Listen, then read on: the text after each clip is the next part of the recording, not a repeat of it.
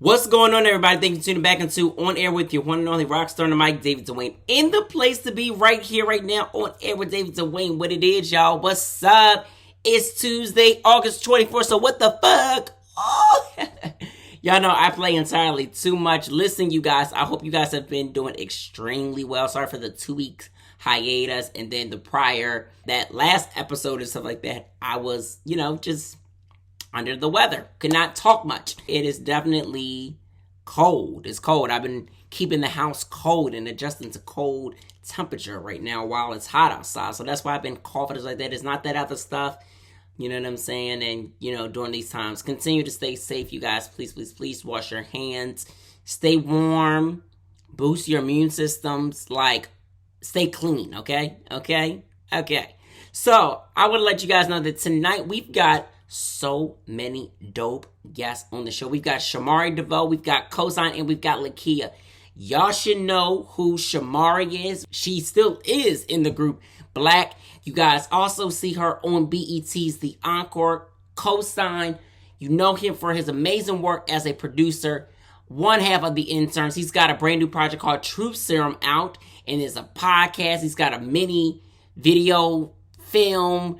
I mean, Coast is doing it all, and then you guys know Lakeyah because she's got that record popping that is all over the radio, all over everywhere with Gucci Mane. But she's got the brand new EP In Due Time, and she's got a brand new record out that's buzzing the streets with Young Blue, which she absolutely loves, and she's going to chat about it. So make sure that you guys keep it locked with us tonight. As a matter of fact, let's get into Lakeyah's interview right here, right now, and then we'll be back with entertainment news.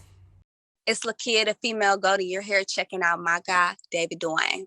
What's going on, everybody? Thank you for tuning back into On Air with your one and only rock star on the mic. In the place to be right now, we got our girl, Lakeyah. Y'all know her song Poppin' featuring Gucci Mane. The brand new project In Due Time is out. Listen, Lakeyah, I'm so glad to be talking to you because Poppin' is popping.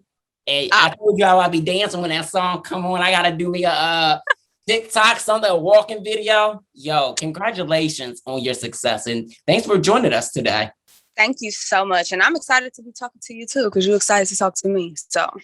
Okay. And this purple hair is given. Oh, yeah. It'll be out in like 2 days.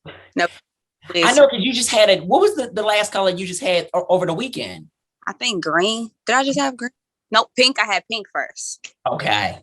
Or that green. No, that's amazing. Listen, and you have been with this project, the single going heavy. You've been out here performing since outside is outside. I mean, look, Atlanta was never really closed. No. Yo, you was killing it in these clubs and these different shows. How does it feel to get your music out there and for now people to really be acquainted with like your brand, the project, and just everything? Because it's happening so quickly too for you. Super, super exciting to like gain new fans every day. That's like the answer. Like, because I be going to these clubs, like, I don't think I'm gonna bring a lot of people out because I don't think I got fans in, Fort Lauderdale and stuff like this, but it'd be a lot of people coming and singing like, bitch, I'm the GOAT, I'm the dog. I'm, like, they know me. So everybody and touching different people, and, even like people that don't know my music, just letting myself win over a crowd is just lit. Right. Could you bring a lot of energy and stuff like that? So was music something that you knew that you wanted to do like growing up? So I started music at 15. I was going to say you started at 15, right? Yep. I was on a poetry slam team and they was like, you sound like a rapper. And after that, I just kept dropping freestyles. And this is my really only talent. I don't know how to cook or nothing. So. Wait, you're not a cook? I bet if you try, you could cook a good meal. Anything I can drop in some grease, I know how to cook. Oh, that's all that matters, right? Throw some grease on it. We can make chicken, because I know you like chicken. Okay? I know how to fry some chicken. But that's dope because that's what started, your music career. And then you did the So Gone Challenge online. And then that just kind of like picked up steam. What was your reaction just to see everybody respond like that? Because when it hit, it came in quick for you. Yes. So I've always done freestyles and like people would just react to them. Like I would have people like Jennings comment on my stuff and Janae Aiko posted me before. So it's like, it's always been like little viral moments for me. But right now it's super surreal. Like I just did a song with Gucci, you know, like he's the legendary, you know, the city girls, household name. So yeah, it's crazy. It's happening so fast, but I'm super excited because, you know, Lakeyah up next. Okay, period. And signed with Quality Control. Like, whoa.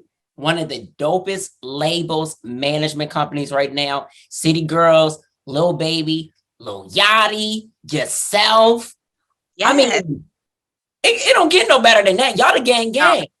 So signing with them and just like the discovery of them finding you, like how was that whole thing? Was it from the previous projects? So they found me on Instagram. P found me himself. And I know that I was doing freestyles. I did JT First Day Out Challenge. When she got out, she did her first day out. I was the first person to remix it and he had posted me. Then I did another one. I did 2 versions. You know, he hit me up like, are you signed and stuff? I'm like, no, I'm super excited. I'm like, damn, it's crazy. He posted me. And then he had me waiting months before we I heard about that. How many months was that? So many months. That was in like January. So he hit me back up in like June, I say, because I did We Paid Lil Baby when it was hot. Right. So I did that remix. And then Lil Baby vouched for me. He was like, I don't know who she is, but she cold. And then like 2 weeks after that, I got signed. So that's how that happened. I got signed. That's amazing. But you are cold. Like, oh my gosh. Stop gassing. No, listen, you are. And being from Milwaukee, so that, how does it feel coming from there? Because there are a lot of dope artists from your city, but we aren't really seeing them like that. But you're one of those artists now that is on the rise, out here killing it for not even just your city, for women. Yes. It just big things. I'm just honored to be the one to come out of my city and just put them on, you know, steady representing my city. You know, you don't see a lot of people coming from Milwaukee. Most people don't even hear about Milwaukee. Well, now, because, you know, the Bucks is. Right.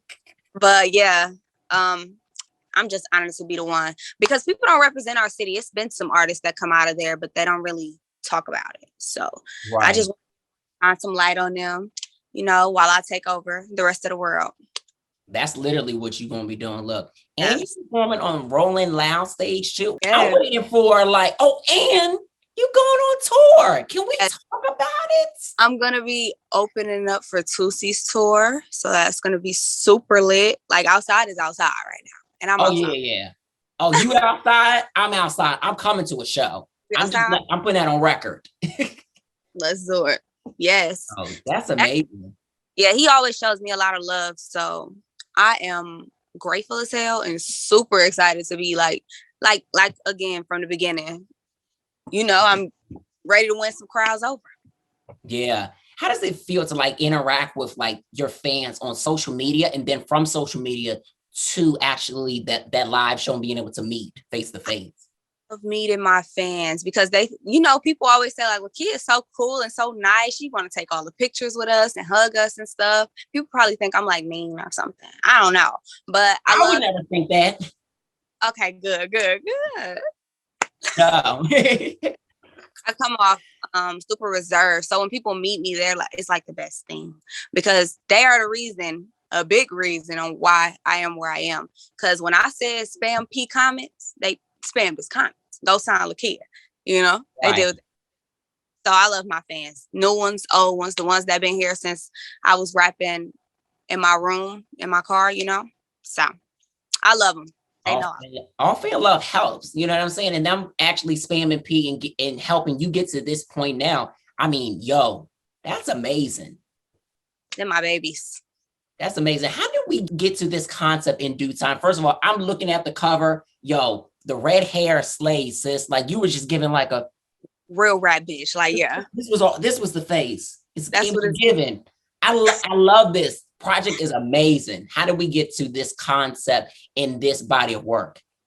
So we've been staying in the time category. You know, at first it was time's up for everybody thinking that they on. Now in due time, I'm gonna be the biggest artist in the world. And right after I got done with Time's Up, I was working on In Due Time, you know. So I'm just constantly working, you know, and that's just how the projects come about. Like we got to keep this in their face and we're gonna win with consistency, you know. Yeah. And you know what consistency has also brought you? The double XL freshman cover. Congratulations. Thank you. See Thank how I you. said how I segued like that? Did you watch the cipher? Yeah, Sorry. that's Cypher. I mean, like, yo, what? I had to come hard. You came heavy. I really wanted to like show people I can hold my own because the only thing people were saying is like, who is Lakeyah? Who is Lakeyah? And I'm glad that I'm showing people who I am and who they need to be paying attention to.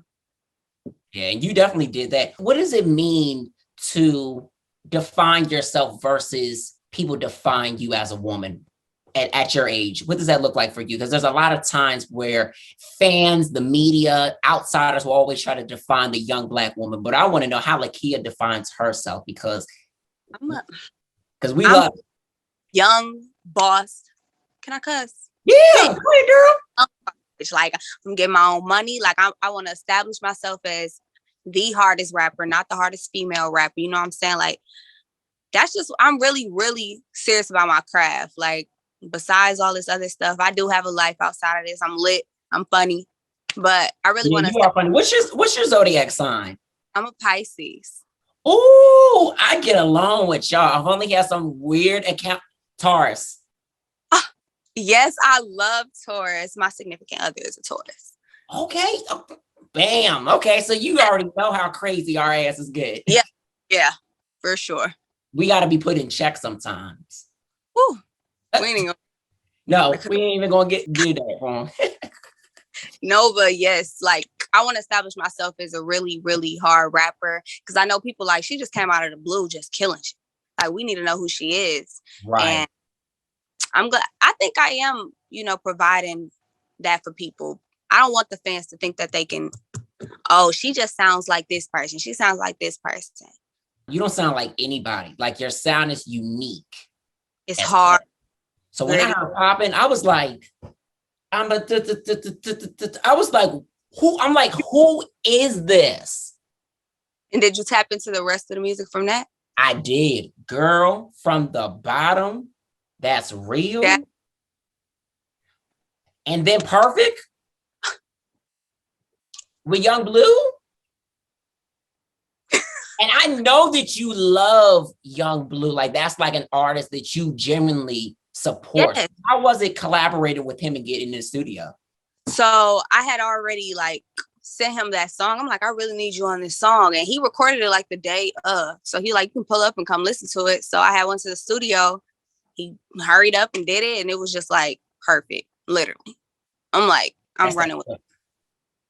He did it quick too. Like he was done right when I sent it to him and stuff. So he was like, it was easy. It's a nice song. Like this is going to be a good song. Like this is going to be a one.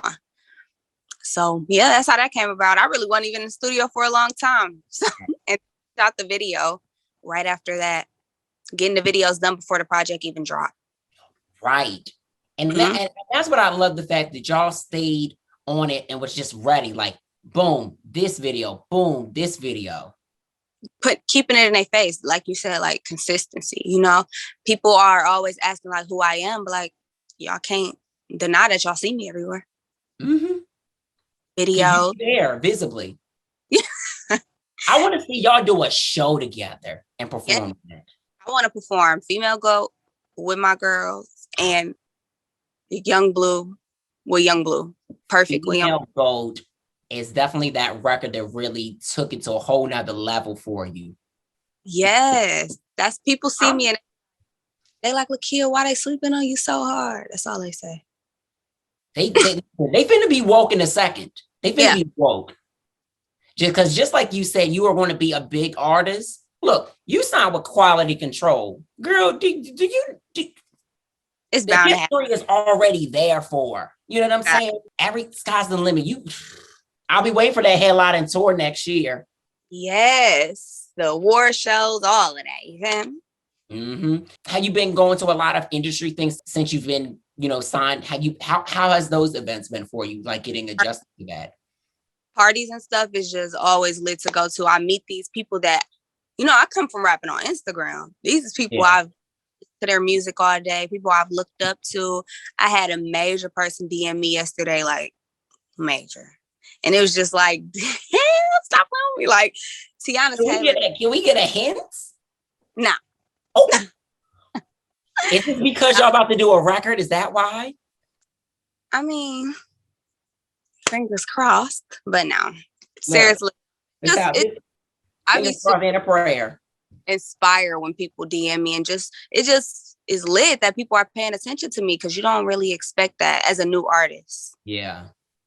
And especially where you're from, so like that, like that's, oh my gosh, like I can't imagine like what that feels like.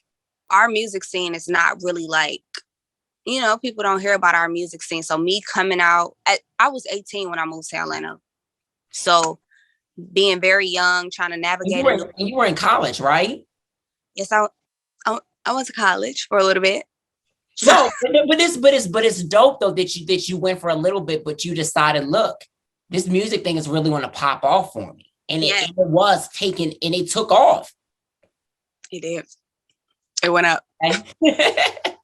It did. Like, I figured that just wasn't, that it wasn't needed for my route that I wanted to take. So I'm like, I got to go. And I put all my focus into my craft, and it got me where I needed to be.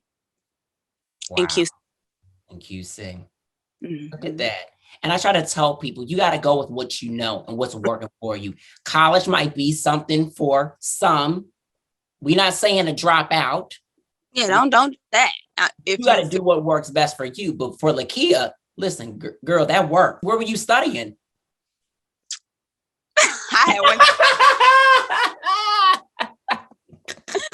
I was going to an art school. It kind of was like a fast scheme to get my mom to help me to move to Atlanta. Okay. I'm going to go to college, so she helped me move. I told my significant other, get up, let's go. We moved. And and then I didn't last a semester. Wow. But that was quick. It was quick, but I just knew, like, I knew that I wanted to be signed to QC. Like, from watching all the interviews to like studying their artists, this is where I want to be, and this is where I'm going to be. So I gotta situate myself for this situation. Right. And move to Atlanta, take that leap of faith. And that's big, because a lot of people don't understand taking that leap of faith is really going to get you further in life versus being scared and be like, oh, I'm not going to do something. Why? Why not take a chance on yourself? Because you never know how far you're going to get. Mm-hmm. Who have been some of those producers who you love working with? I know you've been in the studio with OG Parker, Hitmaker. Mm-hmm. They're exceptional, but who have been some other of your producers that you've got in with? So we got OG Parker, Hitmaker. We got Heavy. That's my producer and my engineer. Ruel. Like, when I go into my Detroit bag, like my Midwest bag, like Ruel.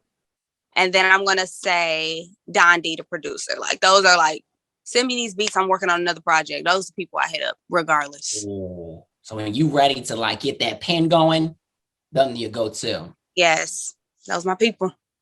That's amazing. How often are you like in the studio? I know you're in the studio right now, but how often are you like working in the studio?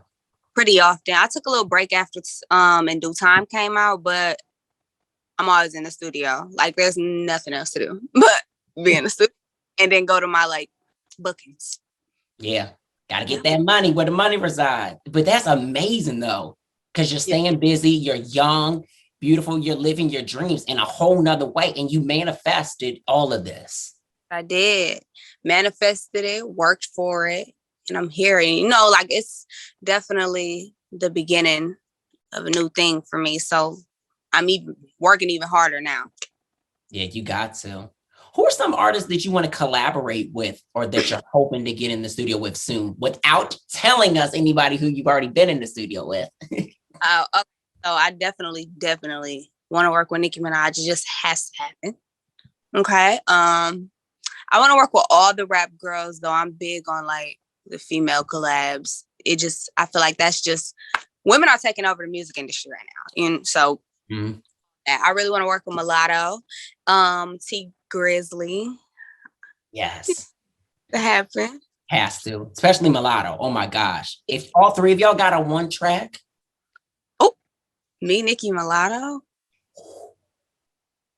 Where's the dove? Because we're gonna wash all these bitches. That's the record that's gonna be number one on Billboard, okay? Yes. I want to work with everybody if I could. Doja Cat. I want to work with Doja too. I feel like she would get me in my creative bag. I just listened to her project, Planet Her, and it's just like crazy. She's on a different level. It's lit. She's lit. That project's lit. She's lit. I just love how she is not afraid to be herself. You know what I'm saying? And that's the most important thing about women at this time. Y'all are not afraid to be yourselves, whether it's in hip hop, R&B, if female wants to be a writer, if she wants to be something out of entertainment. DJ. They're doing everything. Everything. You know, so that's amazing. And I'm here. And I'm here for it. Yeah, definitely got to be here for it. So the tour is coming up, this project. Are we getting any more videos? What's next to come? Because, I mean, you ain't stopping anytime soon. This is like ground one for sure. XXL momentum. I really want to just keep everybody's eyes on me. So, you know, we're going to come up with some different things, some different content to drop. Working on a project right now, and it might come earlier than supposed to because I'm going to finish it ASAP. Okay. That's dope. So we think definitely before the end of this year, though? Oh, yeah. For sure. Oh, my gosh. I'm excited. I'm like, look, I need all the music. Oh, the new music from Lakeyah. Me too. Yeah. I'm excited to drop some new music. You know, I got people looking like, who is she? Who is she? So to get a new project out there is going to tap people in. And this project definitely tapped a lot of people in because a lot of people haven't seen your face yet. They're hearing the record. They're like, wait, who's right. this girl? Who's this girl? Because that's what I was like. I was like, who's this girl? Because I don't consume music how everybody else does. Well, I mean, we all consume music a different way.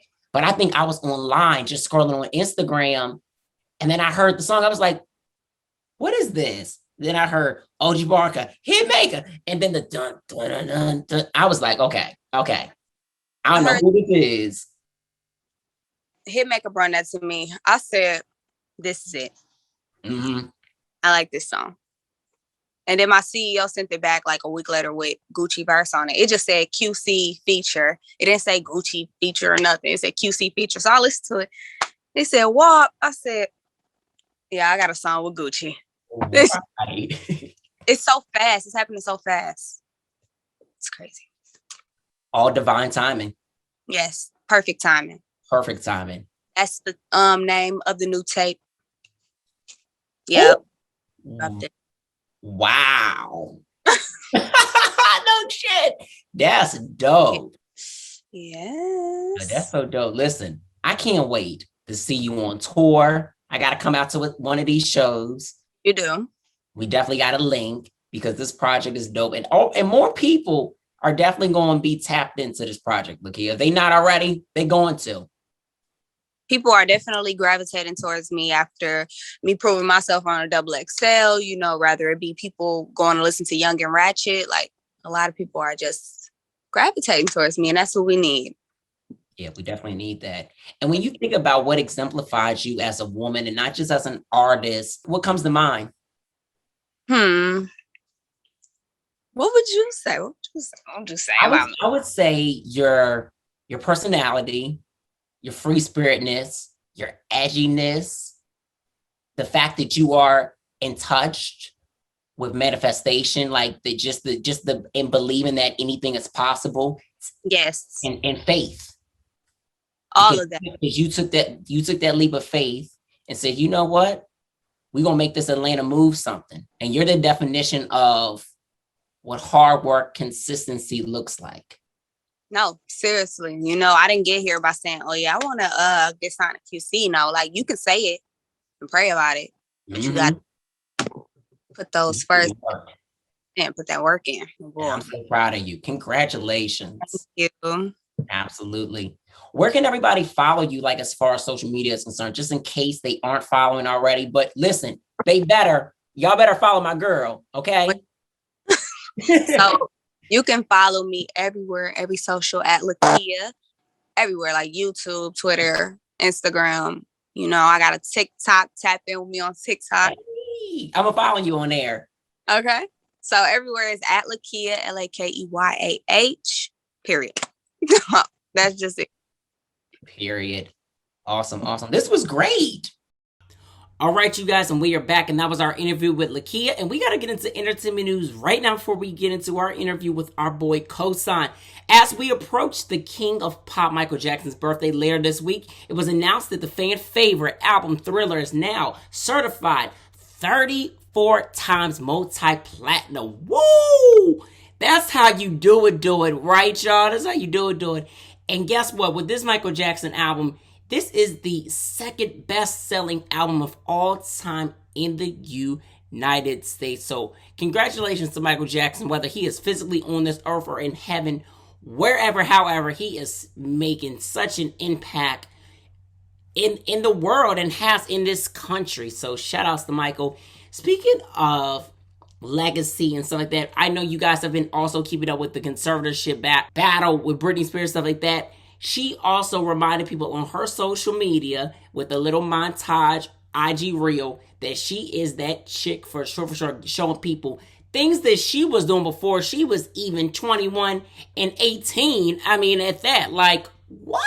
I mean, well, no, she definitely was 18, but, you know, definitely before 21. And it's a lot of amazing things that she's done. I mean, she's had her own tour. She's had iconic singles. I mean, my gosh, I just love what the pop just does. The princess of pop and then the king of pop. What pop has done for this world and impact. Oh, incredible.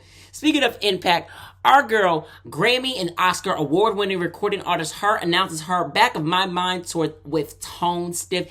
It starts October 10th in Franklin, Tennessee, and it makes stops to Philly, Dallas, Houston, and if you guys didn't know, she's going to be doing her Lights On Festival in Brooklyn at the Barclays Center, both on October 21st and the 22nd. So if you guys didn't get your tickets, you guys got to go get them or somehow. I don't know if they're sold out. I definitely know that October 21st is sold out. So you guys have to be there in full effect. And I love the fact that Tone Stiff, who's also managed by MBK, is a part of this tour as well. And speaking of MBK, okay. So while we're on the subject, our girl, Tiara Thomas, will be going on tour with our girl, JoJo. If y'all don't know, JoJo's been commenting me back on Instagram, liking my posts on Twitter. So JoJo, girl, we doing an interview? Can we do this interview? Because, I've been trying since last year. I really been trying since last year, since before the album came out. Good to Know came out. And then the deluxe. And then I was promised. And then nothing happened. But anyway, JoJo announces that her brand new EP, Trying to Not Think About It, comes out on Friday, October 1st.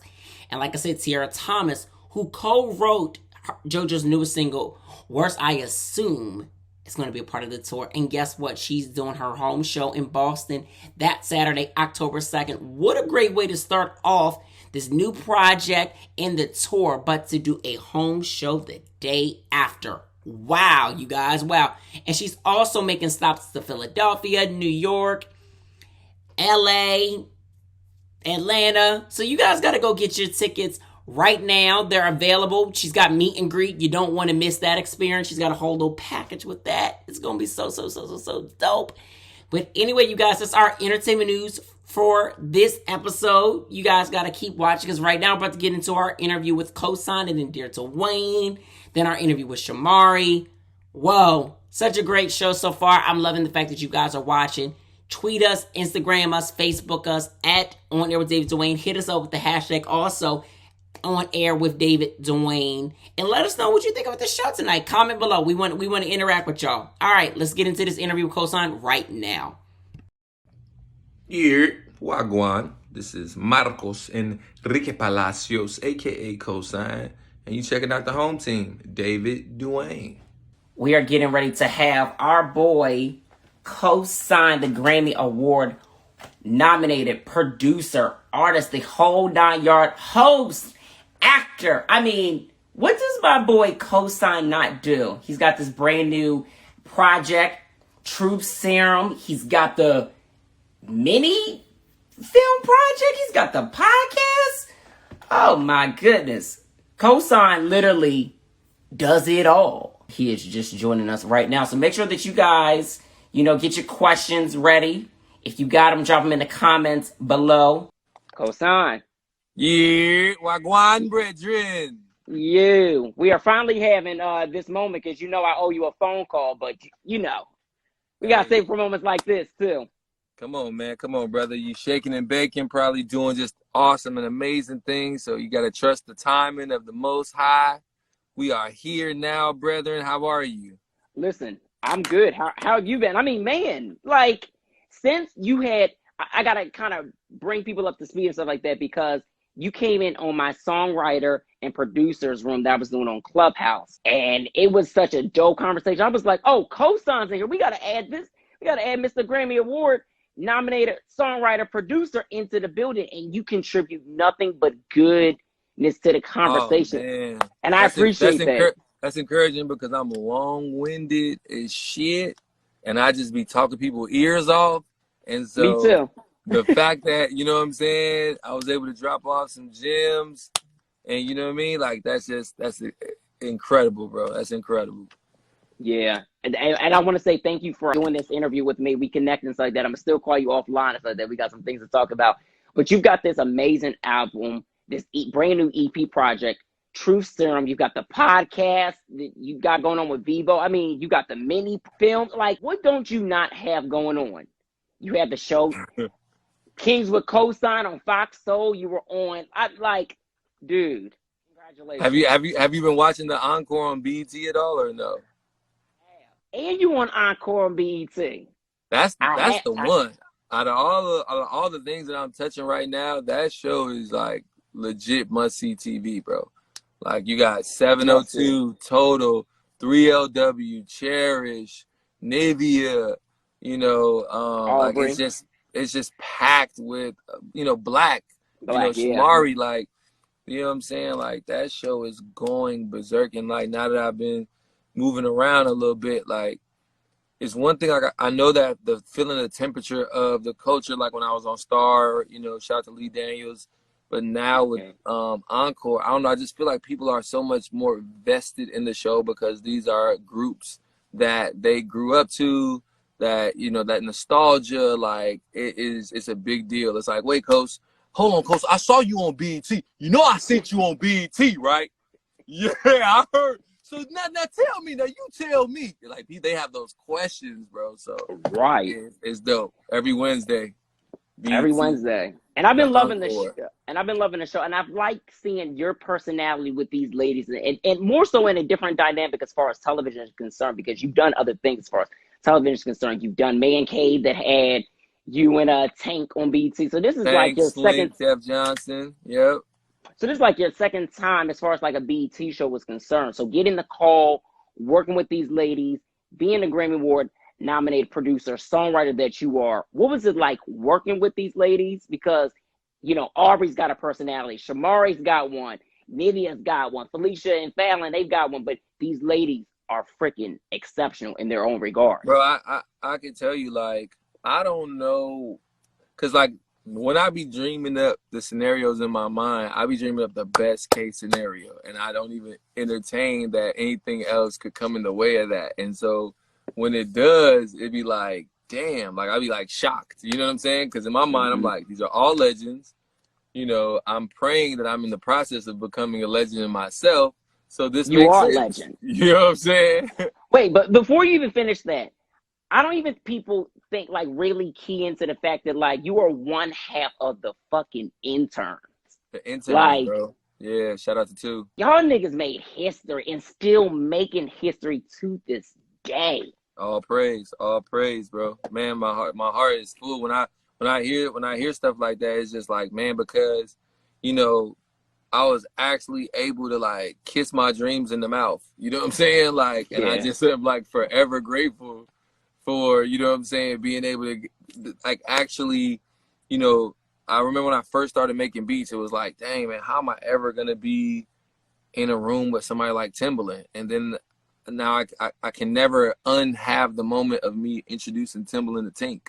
You know what I'm saying? Her being from Chicago, me writing and producing on the song Don't Tell Nobody, and, you know, hooking her up with Jeremiah and calling the radio stations in Chicago and running that shit up. You know what I'm saying? Like, when I met her, you know, she gave me like I felt like I was watching like Sister Act, you know what I'm saying? And seeing like early Lauryn Hill vibes when I first met her. And I remember my cousin being in college and being like, "Cuzzo, you in the music business, like there's this new girl named Tink and she's really going crazy. Like, can you please, you know?" And as important as it is to work with the Nicki Minaj's and Rihanna's and all of the big names, you know what I mean, out there, Mulatto, LMA, all of the girls, you know, that Sean.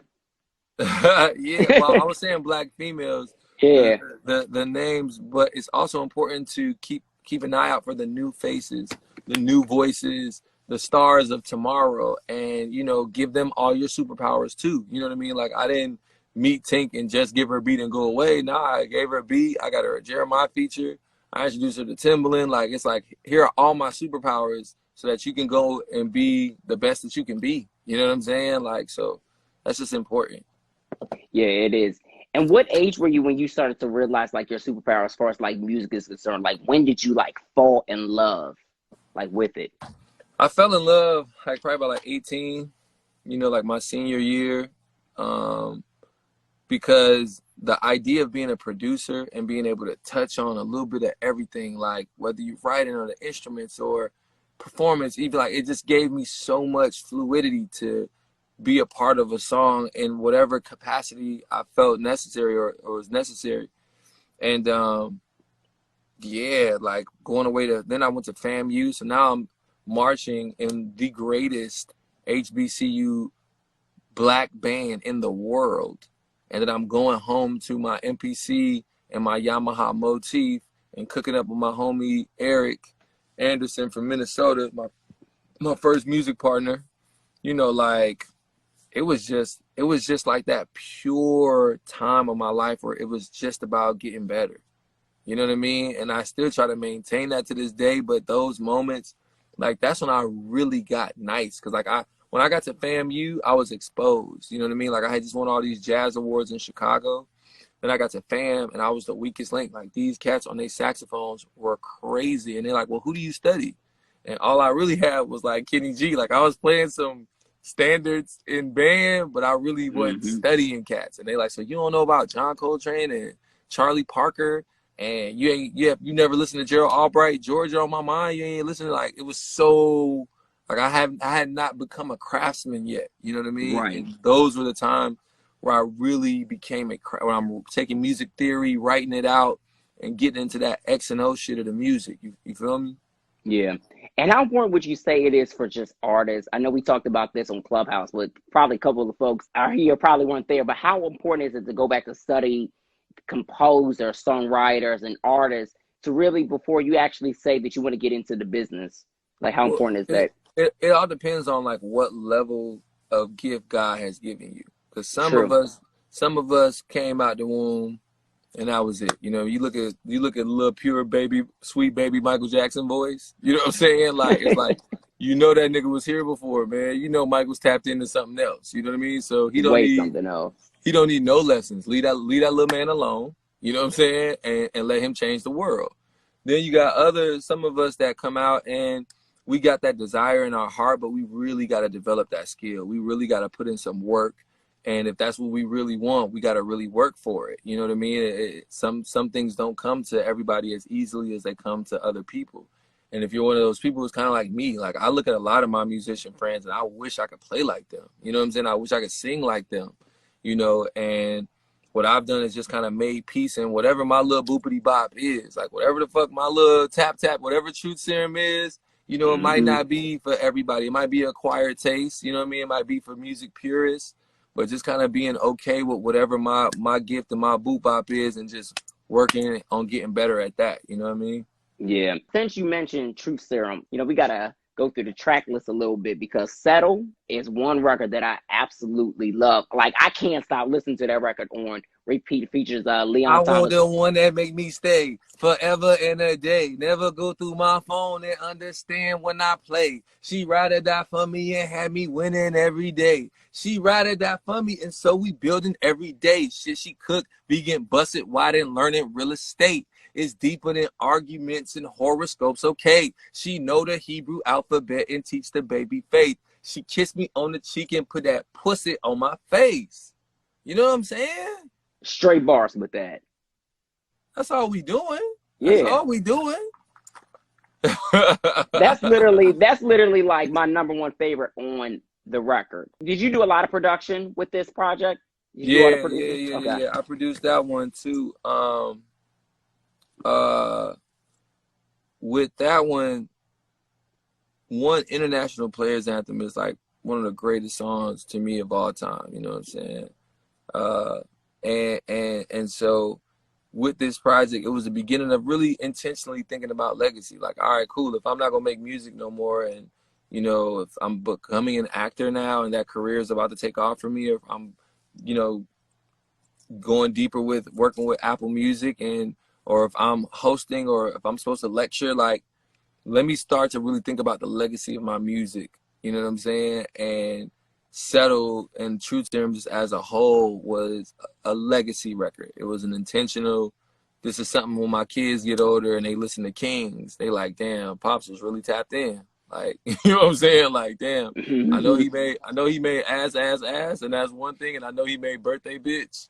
But then, you know what I'm saying, later on in his career, Pops, he did Kings, you know what I'm saying? And he did Hello World, and he did Put It On Me with Diane Warren, you know what I'm saying, who's arguably one of the greatest writers of our time, you know what I mean? So it's just about being more intentional and letting the growth show in the music, you know what I mean? Like, when I listen to my sister talk to me about knowing me on a personal level and just wanting to feel what she feels from me on a personal level through the music, was like, oh, okay, all right, I see what you're asking for. And then being able to do that, because a lot of times the music is just like a party, you know what I'm saying? Like, we just having a good time or whatever, you know, that's my anaconda don't.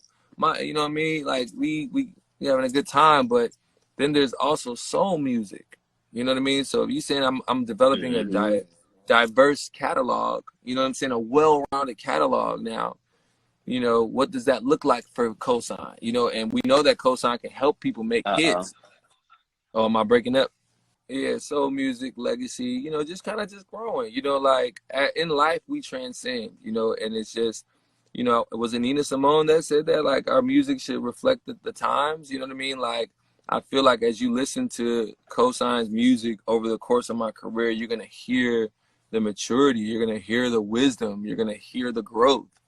You know, and so that's all. A little bit of that. It's like the fight that got away. Keisha Marche, Tammy and Sabrina, the last one can't say her name. Used to have them around town going up.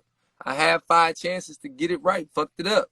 Because I was too busy for the first one, lazy on the next. The third one got a new duty, playing for the Jets. Number 4 won a car, and I only sent a text. And the last one moved on, they already having sex. Brown-skinned girl, all up in my world, you make it twirl. Light-skinned girl, all up in my world, you make it twirl. And I try to fight it every day, but the temptation is eating me up. It's all right, we back. time for me to settle down. Right. So even when you went with that part of that record, I was just like, whoa. I was snatched by that moment.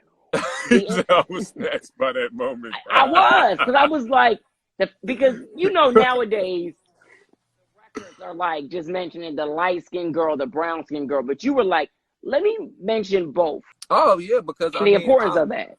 I'm a fan of all shades of black women. You know what I'm saying? Like, all shades, but it ain't just the light-skinned order. It's all of them. Both of them. BOFFUM, both of them.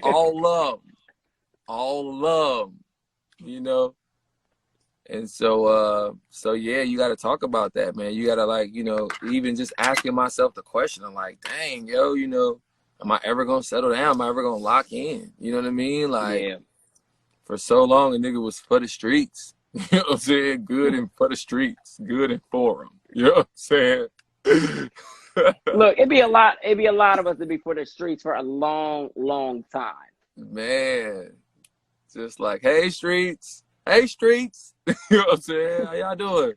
Especially now that the outside is open back up. Everybody's like, you know, I'm back for the streets. And Welcome Man. World is definitely one record. I'm glad that Her Own Kind Her Own mentioned. Kind, Hello Yeah. World, man. Where Yeah. you want to go, baby?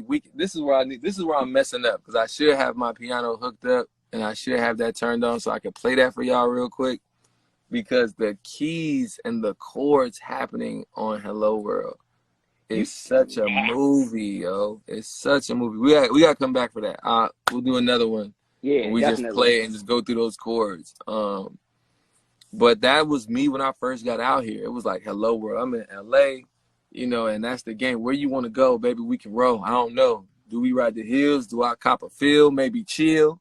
It's all good with me. Just don't mess up the vibe. Say hello, goodbye, hello, good night. You know what I'm saying? Yeah. And that's just, man. Then like the string, shout out to Peter Lee Johnson. You know what I'm saying? Because that it's all one world, right? Like Kos is acting, Kos has his SAG card. So man, when I'm listening to his album, it sounds like the end title to a movie. It's like he's scoring, like, what is this? But it's all this. It's the whole ecosystem blending and coming together. So that's really where I'm at with it, looking to just build with music supervisors now and sync the shit out of Truth Serum. Yeah. So if Truth Serum has some shit in it, there's not gonna be any shit in it anymore, because we sync the shit out of it and we watching our favorite movies, hearing Kosine music, our favorite TV shows, hearing Kosine's music all through that. Like, man, I'm so excited for that. Yeah, and I can definitely see that happening, and I know it's definitely in the process of happening, because one thing about you is you never box yourself in. To be a black man and not to box yourself in, because a lot of times, even as black men, we get told, oh, you've got to do this, you've got to do this, you got to do one thing. But you're like, fuck it, I'm going to produce, I'm going to be an actual artist, I'm a songwriter, I'm an act, I'm a host. Even with the hosting, let me ask you, the ability of being a host, would you say like being an actor kind of helped that, like hand in hand, or did you find them separate? Church, David. This is when you host Youth Sunday. You know what I'm saying? At 9 years old, 10 years old, you host Youth Sunday. You host Family and Friends Day. You know what I'm saying? You in there. You know that church is where it's at, bro. Right. That's where you get them initial social skills and understand what it is to really be about that life for real. You know what I'm saying? And so, yeah, by the time I got to college, you know, I'm in college, I'm doing this. I'm hosting, I'm doing the talent shows, you know, I got the Kappas there, you know, the Noops is in the place, you know what I mean? We've been on this since birth. We came out the womb on it. We just didn't know about, you know, going on auditions. We didn't know that agents were out there to help us amplify what we were born with. You know what I'm saying? But it's always been in motion. It's been in motion like crazy. No, that's a good thing, because you kill it. I mean, even with the new podcast that we got to talk about, you've had Young Fire on there so far. You had our girl 7. I mean, Jay Valentine, Sling Valentine. Johnson. Yeah, bro. Because this is the thing. Like, I'm gonna make sure as a black business owner that I give you that 3-piece spicy. I'm gonna give you the album. I'm going to give you the 28-minute movie, and then I'm going to give you the podcast with 7 episodes representing the 7 songs that are on the project. And then guess what? I will give you another one and another one. And like, if you can see my board, their song, I've been doing this my whole life. So the water's on now over here. Gourmet Ratchet Records is open for business, and it ain't going. 7 said, and it won't stop. You know what I'm saying? And it won't stop. Right. You know what I'm saying? The rain is here. It's happening. You know what I'm saying? It's already in motion. So I'm just so excited, bro. You know what I mean? I can't even really put it in no other words.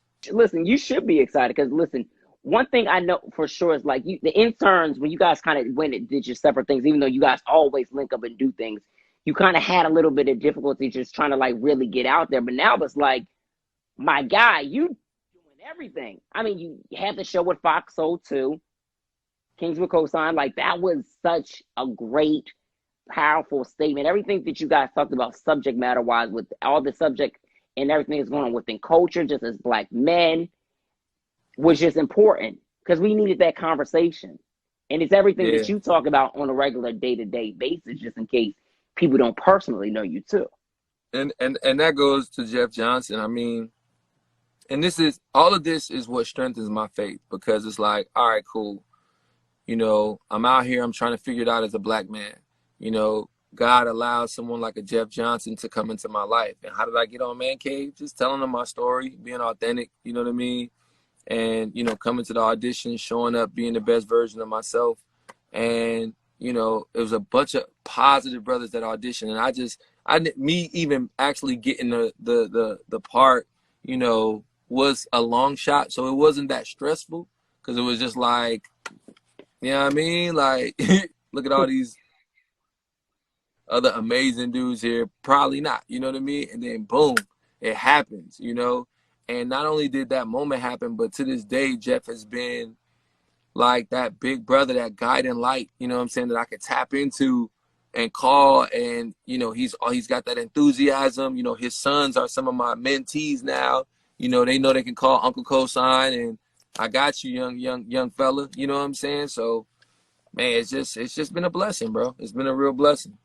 Yeah, it's definitely been a blessing. And with receiving blessings, you've been able to bless and have mentees as well with the interns university, and just been able to like further knowledge. And then also you are a former professor and you still do teach every now and then. Look, you drop gems and you teaching people at all times, regardless. And no matter which room, what space, how important is that to spread knowledge with whether it's youth, adults our age, younger, older. That's the cheat code. Remain a student. That's the cheat code. Remain a student. You know what I mean? And the energy, you know, even my assistant that's here, you know, Will, like he's 17, 18 years old. Like he's a kid, yo.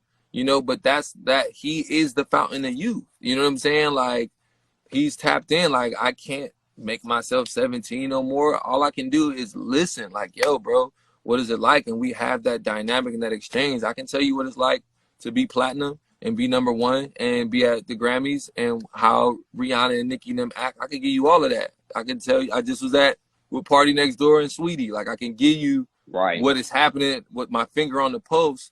But from your side, being 17 and coming up in the new generation and all that you got going, bruh, what you got from your side of the gate, G? Like, how can I stay saucy? Like what you got? And like that brotherhood, that exchange, and learning from each other. Yeah. Oh my God, you know, come on, man. You know what I'm saying? Like, and this is what they don't want us to do. They don't want us to do that. They never wanted us to do that and connect like that, because it's so just where two or more. Just where two or more is so powerful. That brotherhood is out of here, fam. As soon as you put that love and that correspondence and that build and that trade-off and that unpack, oh, you tapping into it, bro. You're tapping in. No, that's true. And how would you say like the best ways to keep brotherhood together, whether it's Black men or just men as a whole? Because we do see a lack of it, but now we do see that it's that wholeness now with everything that's going on in the world, where it's like, we got to stick together. I got you right now. Call your people for no reason. Like, I hit one of my homies today. He couldn't answer. He called me back twice. I couldn't answer because I'm back shaking and baking. But when I text him, I said, hey, bro, I was just tapping in and I don't want shit. So, you know, I'll get back with you or whatever, because I don't even want anything. Yeah. You're just, if you care about somebody, you're going to tap in. Just tap in. What's up? How you doing? What you been on? Shit, I'm over it. That's it.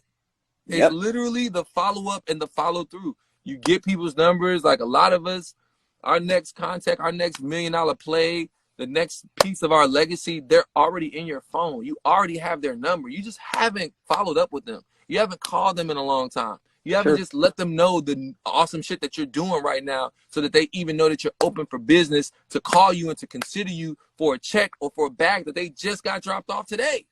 It be new money that's coming in. Oh, we got new plays and projects. And guess what? Out of sight, out of mind. You know what I'm saying? People think that people just thinking about you and that they owe them and somebody's just going to call you with a bag. Stop. You got to hustle. You got to hustle, dog. And you got to stay consistent reaching out to people. Just absolutely. Just drop a hey. Yeah. I've had some of the biggest plays from cold calls. Just hit just that tap in like, yo, I don't want shit. You know what I'm saying? How you doing? How the family doing? How you feeling? Like, how are you? How did it go through the pandemic? Like, you straight? Like, your mama straight? You know what I'm saying? Your kids straight? Like, what's the word? And then, you know, you tap in like there at a real, you know, wholesome ground family level. You don't know where that conversation can go. And I can tell you, like, I've had a lot of dope meetings without having an agenda going into the conversation. I'm just being me and just checking on your spirit, man, first, and letting God direct the conversation. Yo, it's crazy. You know what I'm saying? Letting God direct the energy. Let the Holy Spirit come in and do something about this. If it's supposed to be something, you know, but I don't have an agenda. I'm not coming just trying to take something from you and just trying to use you for nothing. Let's talk. Let's see if we have, you know, similar interests, blah, blah, blah. Right. There's a way that we can help each other. You know, you go through what you're working on and understanding that back and forth, you find that synergy. Mm-hmm.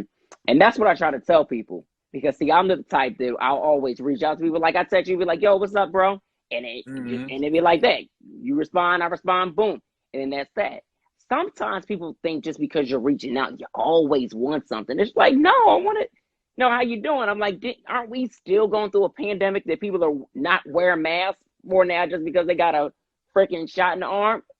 But that's why I really, it might be time for me to read this book again, The 4 Agreements, right? Because 2 out of the 4 agreements that are my favorite is 1, to not take things personal, and 2, to be impeccable with your speech.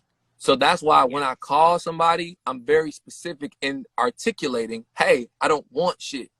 You know what I'm saying? I'm just, nigga, I call one of my frat brothers, like, I'm on the phone, and you know how you have, like, look, awkward silence? And he like, man, boo, so what's good, nigga? Nigga, ain't shit good, nigga. It's a pandemic.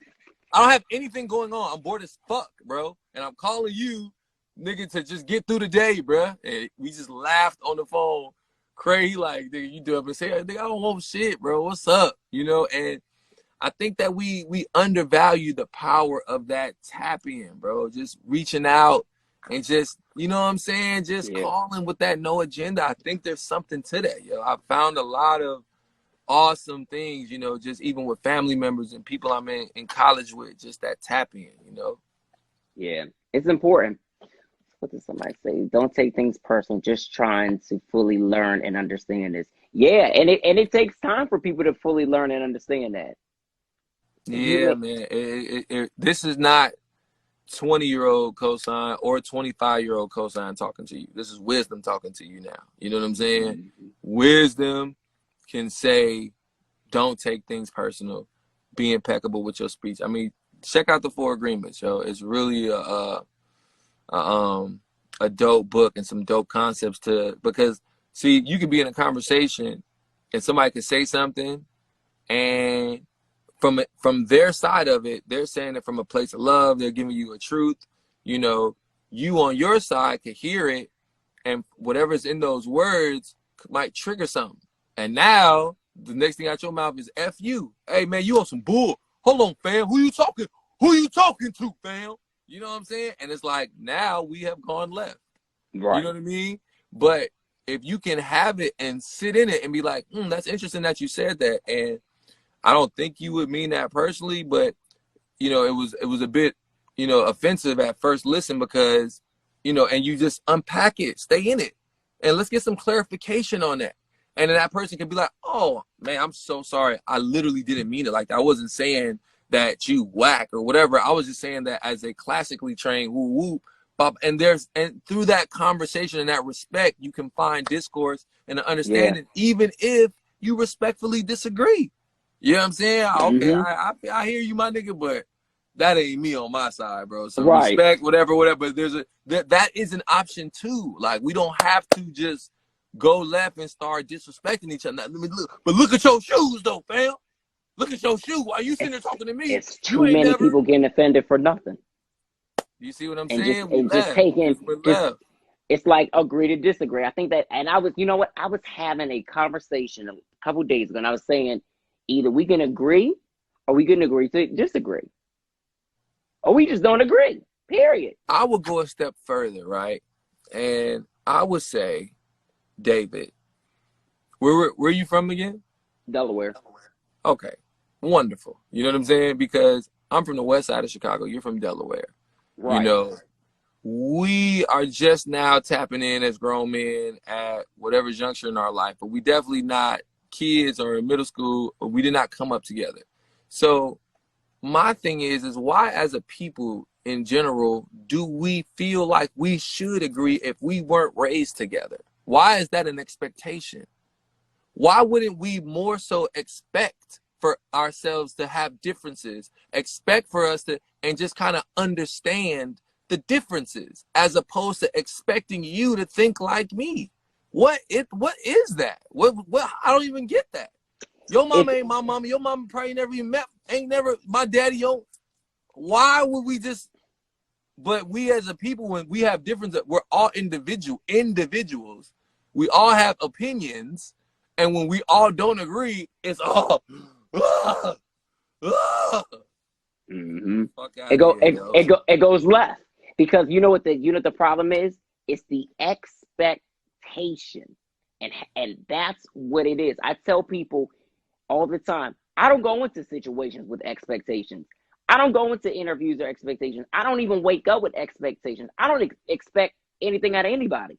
I expect from me to do the things that I expect. By those true mottos, when I feel like when an individual can identify with that of no expectations, they're much better off. But see, it's like you said, Kosine, it comes with wisdom. A lot of people don't have enough wisdom to even understand that part. So this is where disagreements happen. These are where the breakups happen.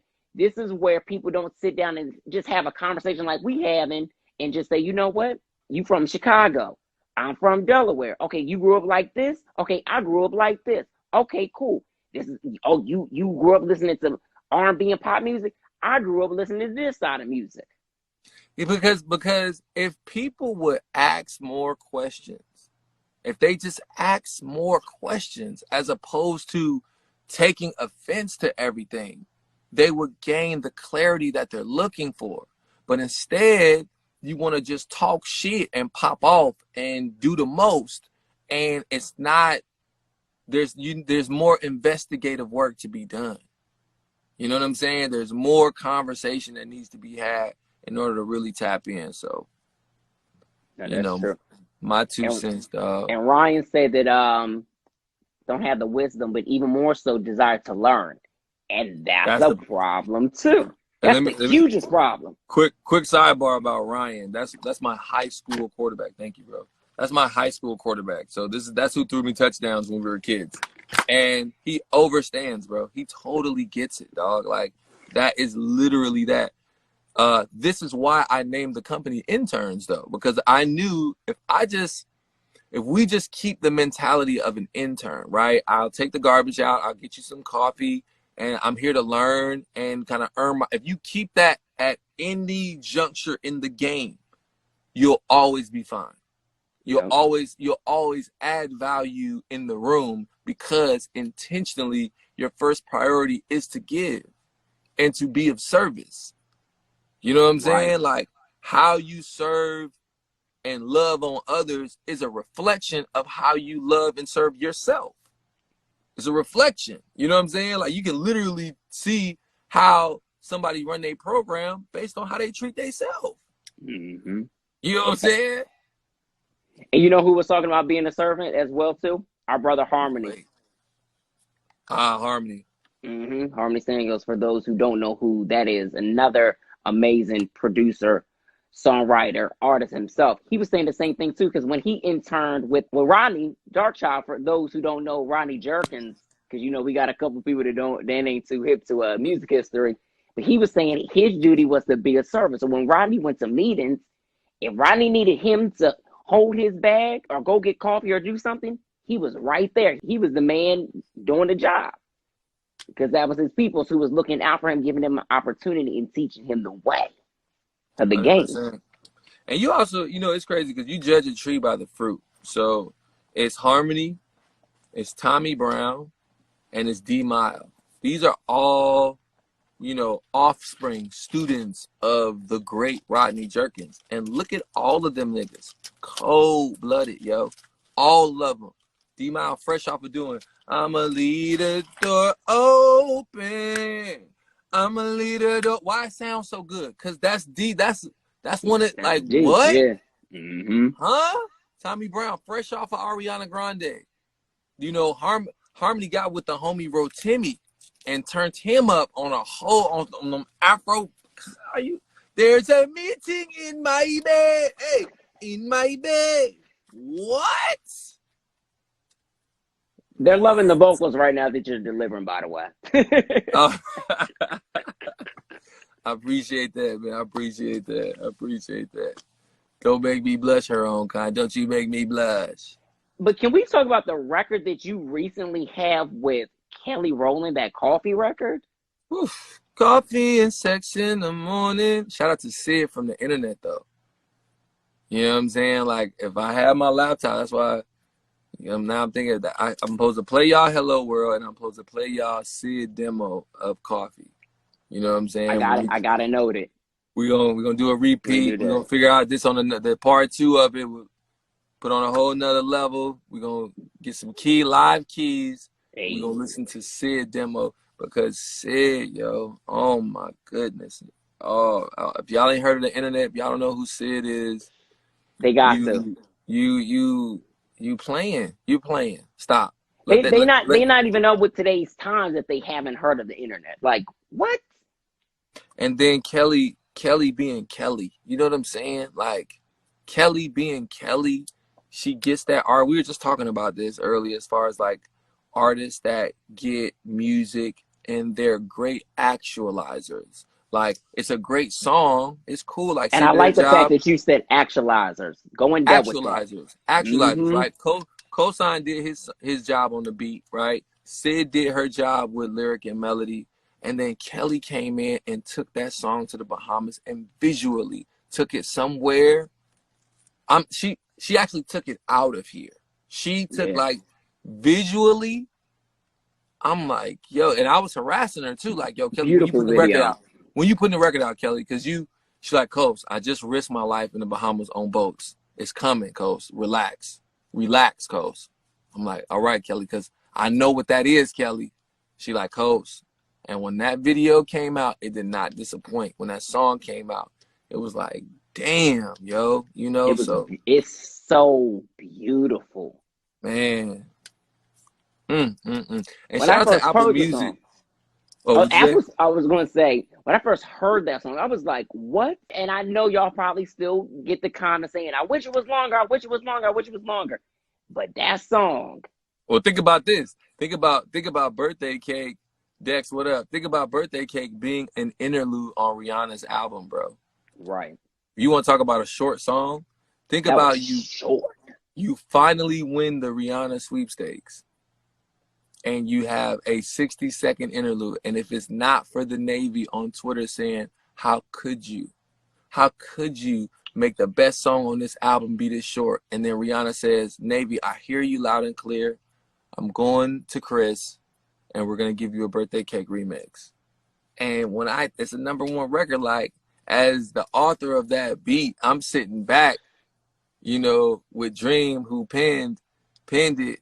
And it's just like, watching the journey in the story, because at first I was sad. I was happy and sad. Like, why I gotta have an interlude? Like, why? I want a single. I make hit singles. Right. I want a single. Don't give me no 60-second interlude.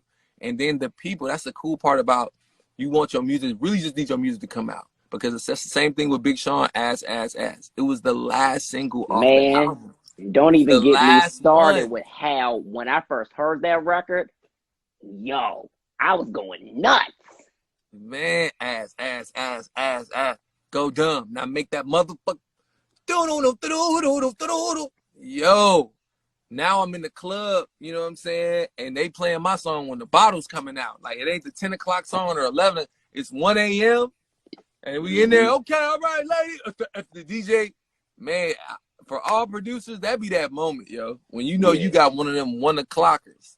You know what I'm saying? What was that feeling like during that time when those records went crazy? Because I remember, I'm gonna give you a little story. I remember trying to find a version of that verse, that second verse that Rihanna did and it wasn't finished. I'm like, where is that shit? Where is it? I'm like, Where I gotta is hear it? it. I'm like, what are the finishing lyrics? That's all I wanted to know. Oh, Coach. I wanna fuck you right now. Ooh. And that should just go off. Like, what? Like, think about how I felt as the producer. And they're like, yo, you made Rihanna's album. I want to play you it. And they play it. And then it just go. I literally walked out the studio. Like, man, what the fuck? 2 came out the studio. He like, calm down, man, calm down. I'm like, man, I'm sick of this shit. I'm sick of this shit. And Fab, our manager at the time, she like in the middle of us trying to break us up from fighting. And he like, trust me, man, that's a great record, man. It's going, like, that's where, you know, having that support and having somebody with that blind faith, you know what I'm saying, to know, like, look, we did our job. The rest will take care of itself. We did what we were supposed to do. We understood the assignment. Oh, you know what I'm saying? Y'all were understanding the assignment before understanding the assignment was a thing. 10 years ago, well, 9 years ago, yeah, well, Ass came out in 2011. So, yeah, a decade ago, niggas knew what the assignment was, bro. And that was to make that 808 go berserk, fam. And then once Nicki put her verse. Yeah, man. Yeah. Then Anaconda. Come on, man. I mean, that's shout out to Nicki Minaj, man. Shout out to Safari.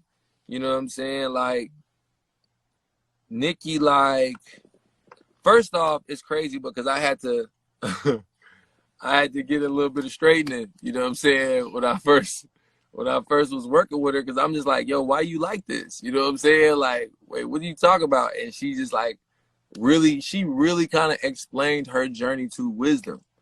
Like, when I came in the game, I was, you know, saying some wild things to people, yo.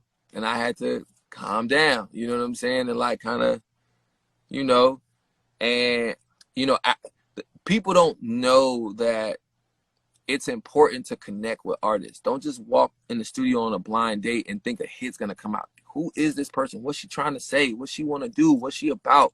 Like, me as a producer, everybody has their own process. That's a huge part of my process. You know, and it was a part of my process in 2014 for Anaconda. And it's even more of a process now, because through that initial conversation, me getting to understand what type of artist you are and what you about, we're going to write the song. Right. You're going to give me the concept to the song. Like, I just was working with Jarrell, you know, and he's already an actor. He fresh off winning an Emmy. You know what I'm saying?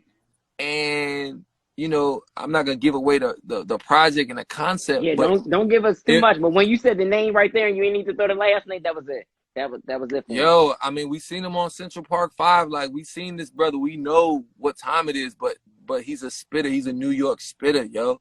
Like, he's the real deal as an artist. You know what I mean? Wow. And, you know, a lot of us are still under the spell thinking that it's all separate, when some of us, you see people like Will Smith, you see people like Jamie Foxx, you see people like Donald Glover, you know, where these brothers, what you want, we can rap, sing, act, you know, what's up? You know, and you look at Jamie playing a Ray Charles, like, this kid, Jay, bro.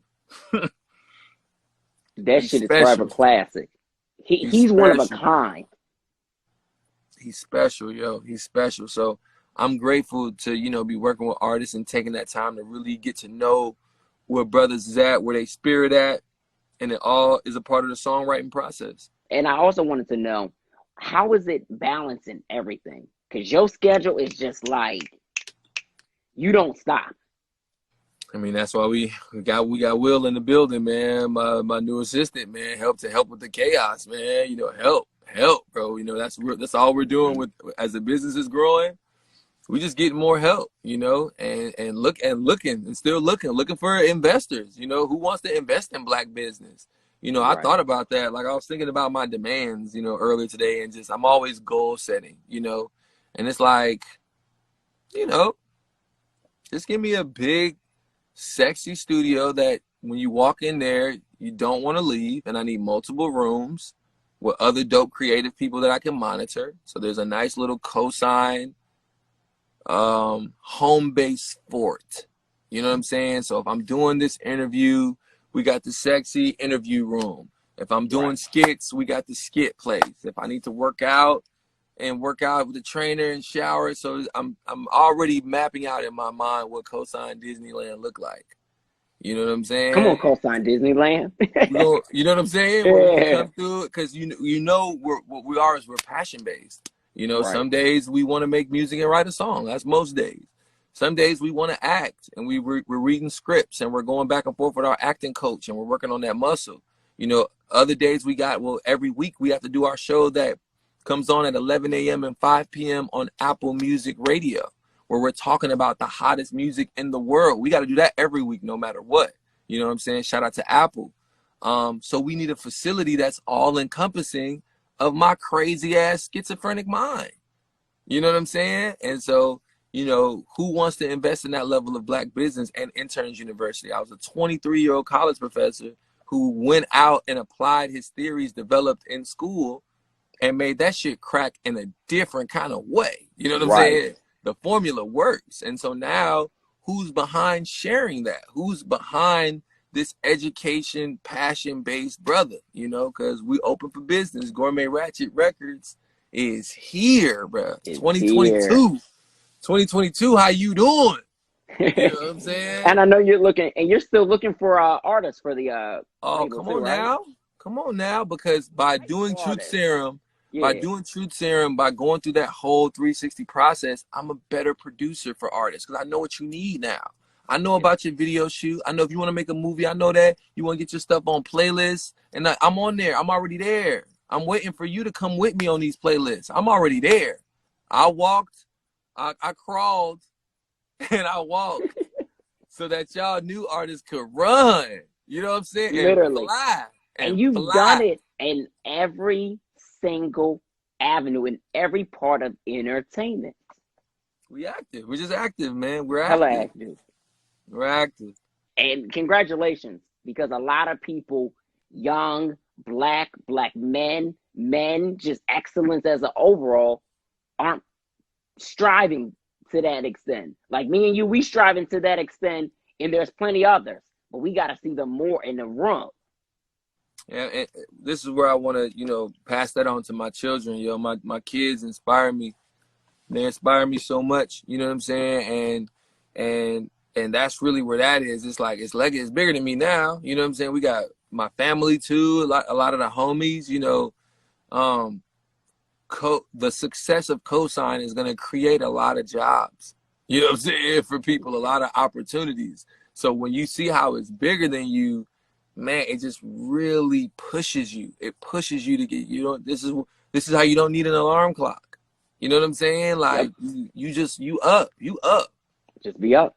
You up. You know, you get your 8 hours in, you know, 7, 8, you know, and sometimes on them nights you might get 4, you know, but the goal is to get to 8 though.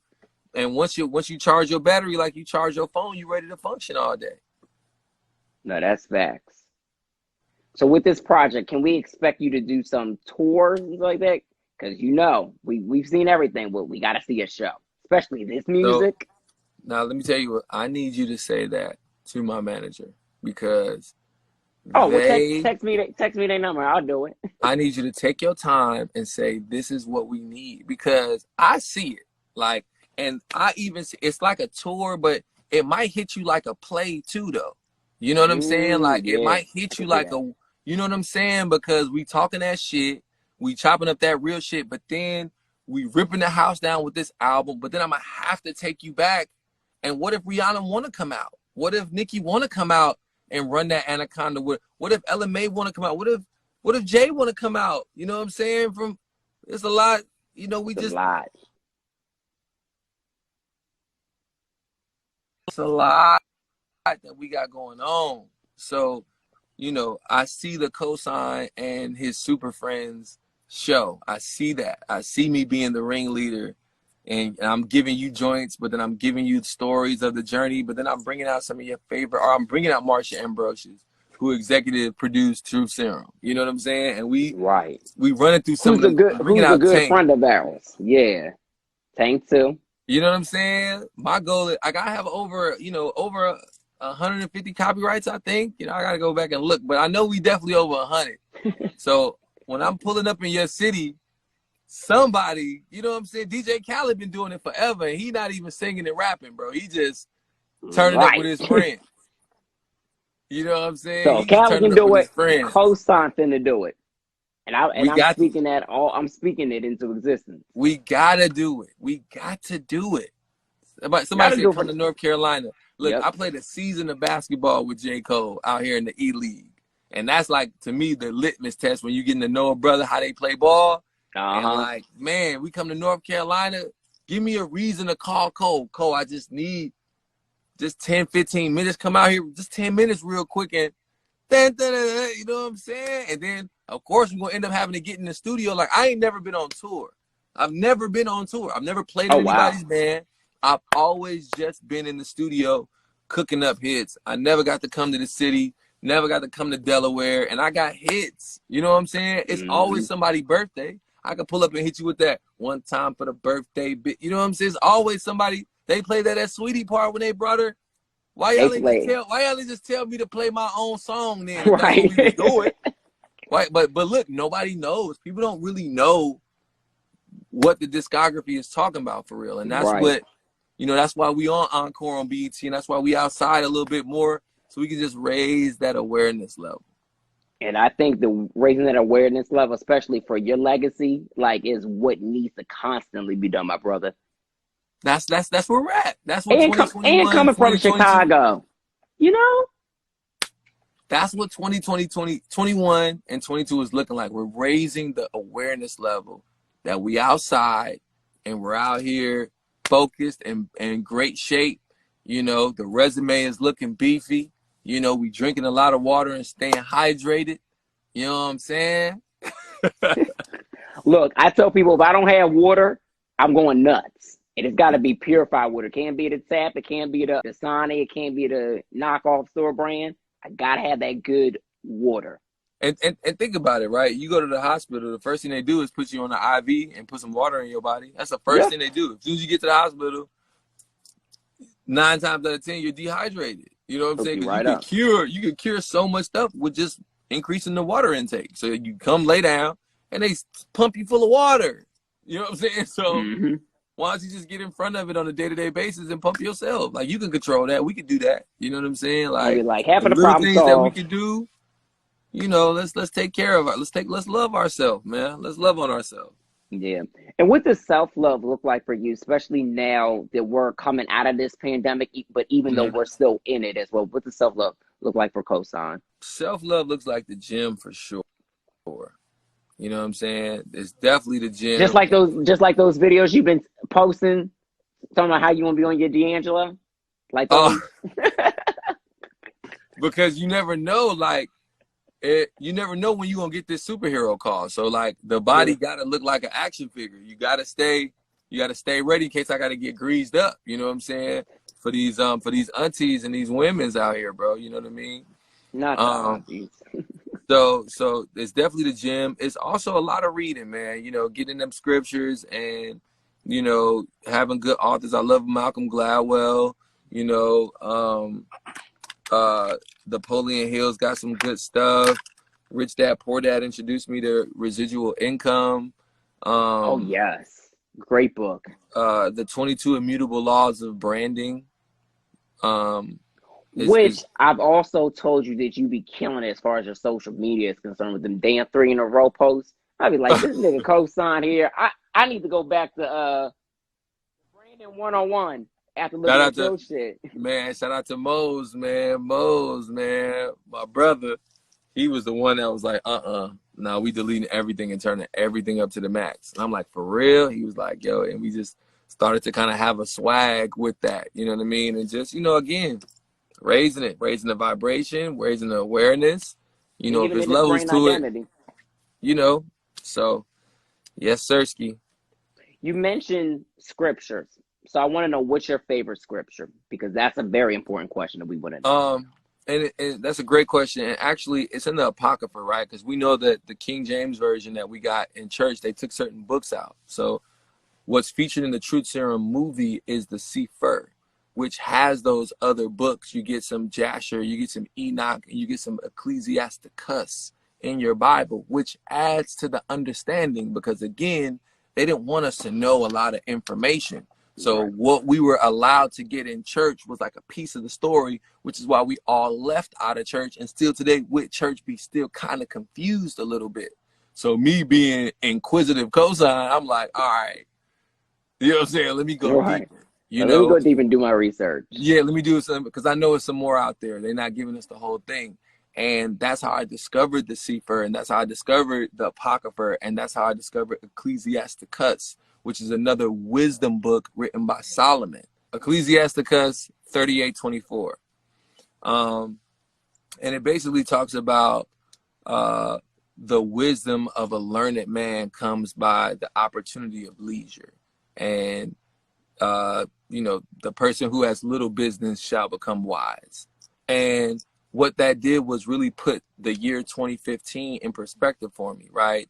Anaconda was nominated for Rap Song of the Year, right? So now I'm, to me, at the peak, you know what I mean, as far as the Grammys, Rap Song of the Year, with a black woman, you know what I mean? And then my life went to shreds, and I moved back to Chicago, and LA beat Hollywood won. You know what I'm saying? I was back in Chicago, messed up. That's partly why I did the TED Talk the next year called Professor Kosine Presents How to Rewrite Your Life, because I was trying to heal myself.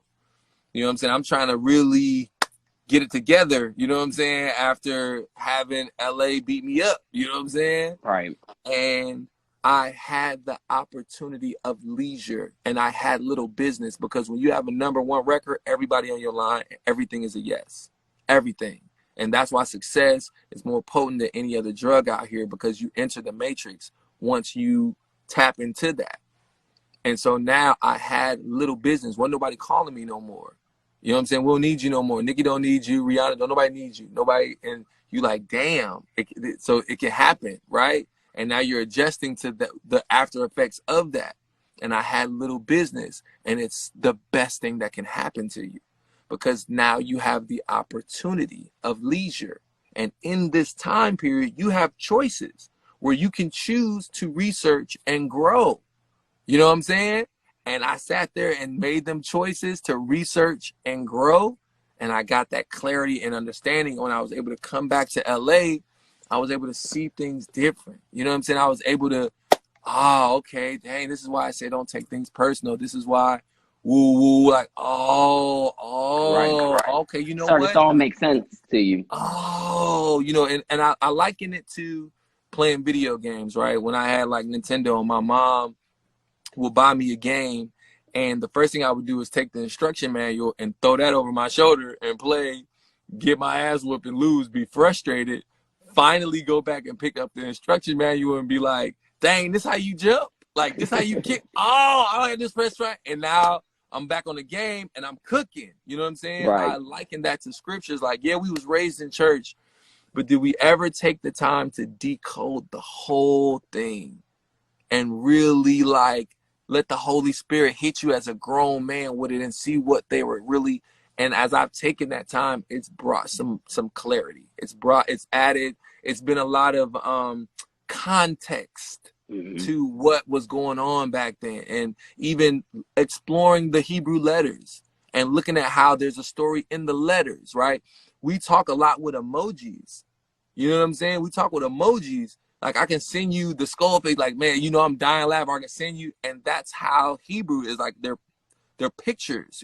You know what I'm saying? So even by just daring to, open up some Duolingo and just Hebrew today, you know what I'm saying? Like, it literally, the Bible talks about being weaned from the breast milk. So it's like, you got to start at the beginning and really, you know what I'm saying? Go line. Isaiah talks about going line by line, precept upon precept. You know what I mean? So sometimes I might crack open a Proverbs and just look at one verse, bro. That's all I got for it. I'm just going that one, and that's all I got for the day, bro. You know what I'm saying? Like, right. I ain't gonna try to read the whole thing, G. Or it might be a couple verses, and I'm just gonna sit on it and read that one. Like, you asked me what's my favorite verse. I gave you one verse, bro. But that one verse really locks in. Yeah. Damn near all of 2015, bro. Like, it was a testament. bruh, it allowed me to make peace with like possibly being blackballed by the industry, dog. You know what I'm saying? Wow. You just was making hits and now ain't nobody calling you. Why? So that God could deal with you. So that God could get you together now. Now that you got that little taste that you was itching and praying for, you got it. They ain't your friends. They not all your friends for real. They don't care. So now, you done with that? Now let me deal with you so I can get you back into your purpose. And it's like, ooh, all right, get me together, God.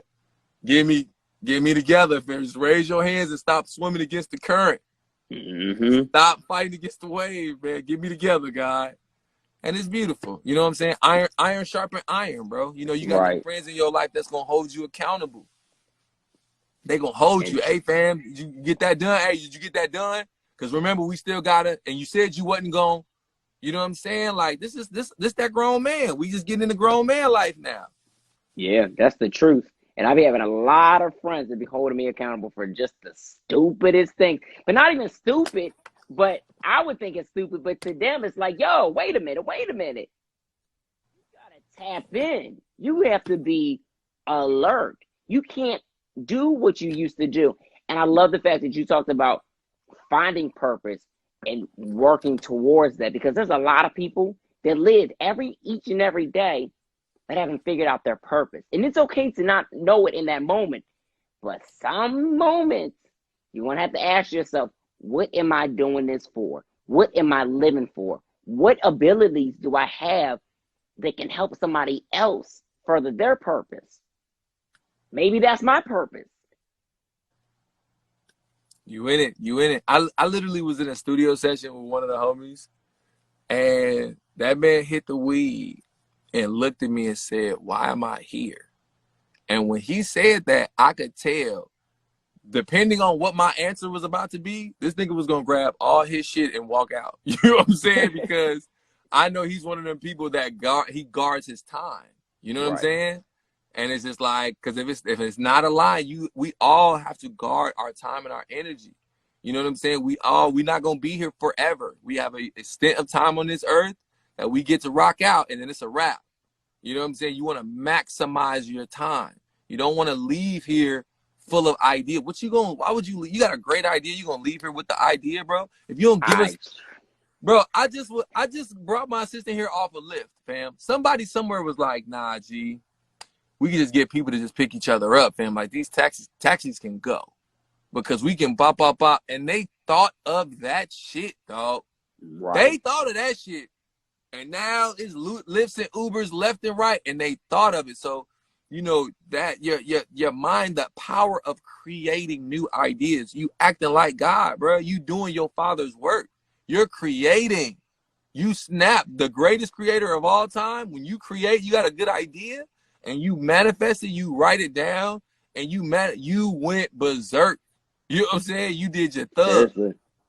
And I tell people, like, as a creative, you're not supposed to just create once. You're supposed to create over and over and over and over and over again. And sometimes I'll be in this because I'm in Delaware right now, right? So I'll literally be in my room here, and I'll be like, damn, I just thought about another company name. Damn, I just thought about a title to an album. Damn, I just thought about a title to a book. Damn, I just thought about a music project that I might want to do. I just thought about this. I just thought about this. And it's supposed to be that way because we weren't designed to just do one thing. He puts it in us for a reason so that it creates other things. And the thing about these ideas is these ideas are small businesses, yo. Like the fact that I have a publishing catalog from writing songs, it's a business. Like when I read Rich Dad Poor Dad and I read Residual Income, the act of doing something one time and getting paid for it forever, I said, that sounds like me. Let me do that shit once and y'all pay me forever. So every time you spin one of my songs or stream one of my songs, you are supporting the kingdom. Bless you. You know what I'm saying? Right. And imagine, like, I always say this when I'm giving an example. Think about your favorite song, right? You know, you got your favorite song, and now stop and think of that artist didn't make the song. I didn't go to the studio that day. I didn't feel like it. All the memories that you have, yo, never happening, yo, like, get out of here, yo. Right. You gotta do it. Like I had somebody come by here and they were joking, oh man, I was gonna lay a track when I got here. I said, oh, you should have texted me that so I could have had the mic on when you walked in here. Because I don't play. That's how I feed my family. Right. You have an idea, you got some shit, the mic is hot in here. Because this is what we do. We make these records. You got a concept. I'm gonna encourage you to start ASCAP and get you a BMI. And let me introduce one of my homies that's on my project. I'm his you gotta do that. The Kosine album is his first placement. Yes, that's sir, brother. amazing. Sign up for ASCAP and BMI. Welcome to some publishing, bro. Let us build, share this knowledge. You know what I'm saying? I got this philosophy where it's like, man, treat brothers the way you wish brothers would have treated you. You get to this position, you now have an opportunity to treat. Man, I always wish, whenever you say, I wish they would have told me, that's what you should be saying every day. Publish every day. Start ASCAP. Start BMI. You know what I'm saying? Yep. Write these songs down. Get you a little mic. Record the mic on the thing. Get the ideas out. Figure out how you make it go 360 from idea in your mind to your Chase bank account or whatever bank you with. How it turns into the blue numbers on the like it's the 360 circle. We are the salt of the earth as black people, fam. We are the salt. Man, I had one of the homies explain that to me. He said, remember when you was a little kid playing basketball all day, sweating, and then afterward that sweat would dry up and turn into salt on your face. Yeah. He said, great analogy.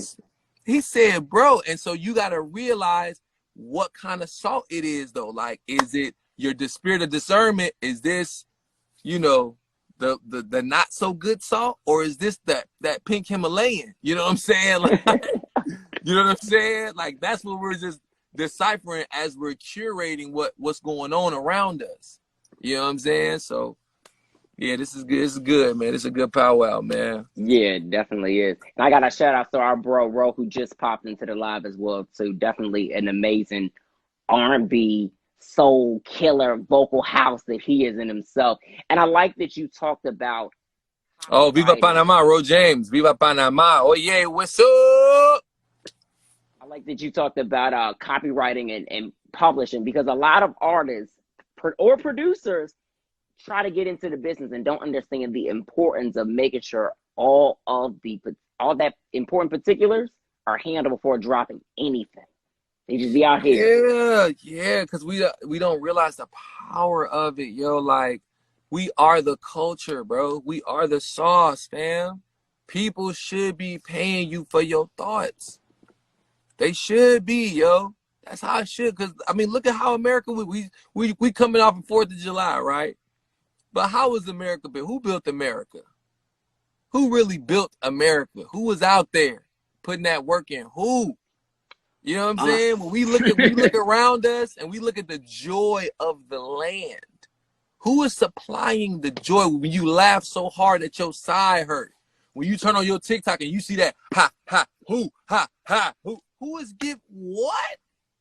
It's Black us. people. Yep. Come on now. It's the culture. Sausation, tribe of sausation. You know what I'm saying? So just, it is the laws and the politics where they're able to, throw stumbling blocks in front of us as we're elevating. But as we continue to fight to educate ourselves and then intentionally educate each other, we're going to rise above that. We're going to rise above these weak ass stumbling blocks they trying to play us with. You know what I mean? But it's about sharing. Treat people, treat brothers the way you wish brothers would have treated you coming up. I got some of my heroes in this game that I finally got to get in the studio with them. I finally got to get close to them and work with them. And they did me dirty, dog. And these are my heroes, bro.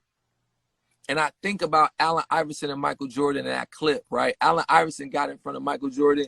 He didn't get in front of Michael Jordan and just let Michael Jordan steal the ball from him. No, he crossed his ass. He crossed his ass and said, I'm on you old time. I'm on you big time. Take that right there. And that's a lesson that I learned. And that's something I want to give to the young people as they coming up. Like, let me tell you something. We can have all the respect in the world for these people out here. But we're coming to cook. We're coming to be their favorite song in their head. We're coming to make them fans of you. Okay? Right. We're not in fan mode. This is not groupie mode. We don't do the groupie shit around here. We come in here to set the tone and set that precedent of what that gourmet ratchet is. You know what I'm saying? It's a different mentality, you know, and so I get it. I start getting it. You know, I get passionate. I start talking about, you know what I'm saying? But no, listen, everybody is loving this. And I think that this is the type of conversation that was definitely good to have. Top of the week, brotherhood, talking about the things that you've got going on.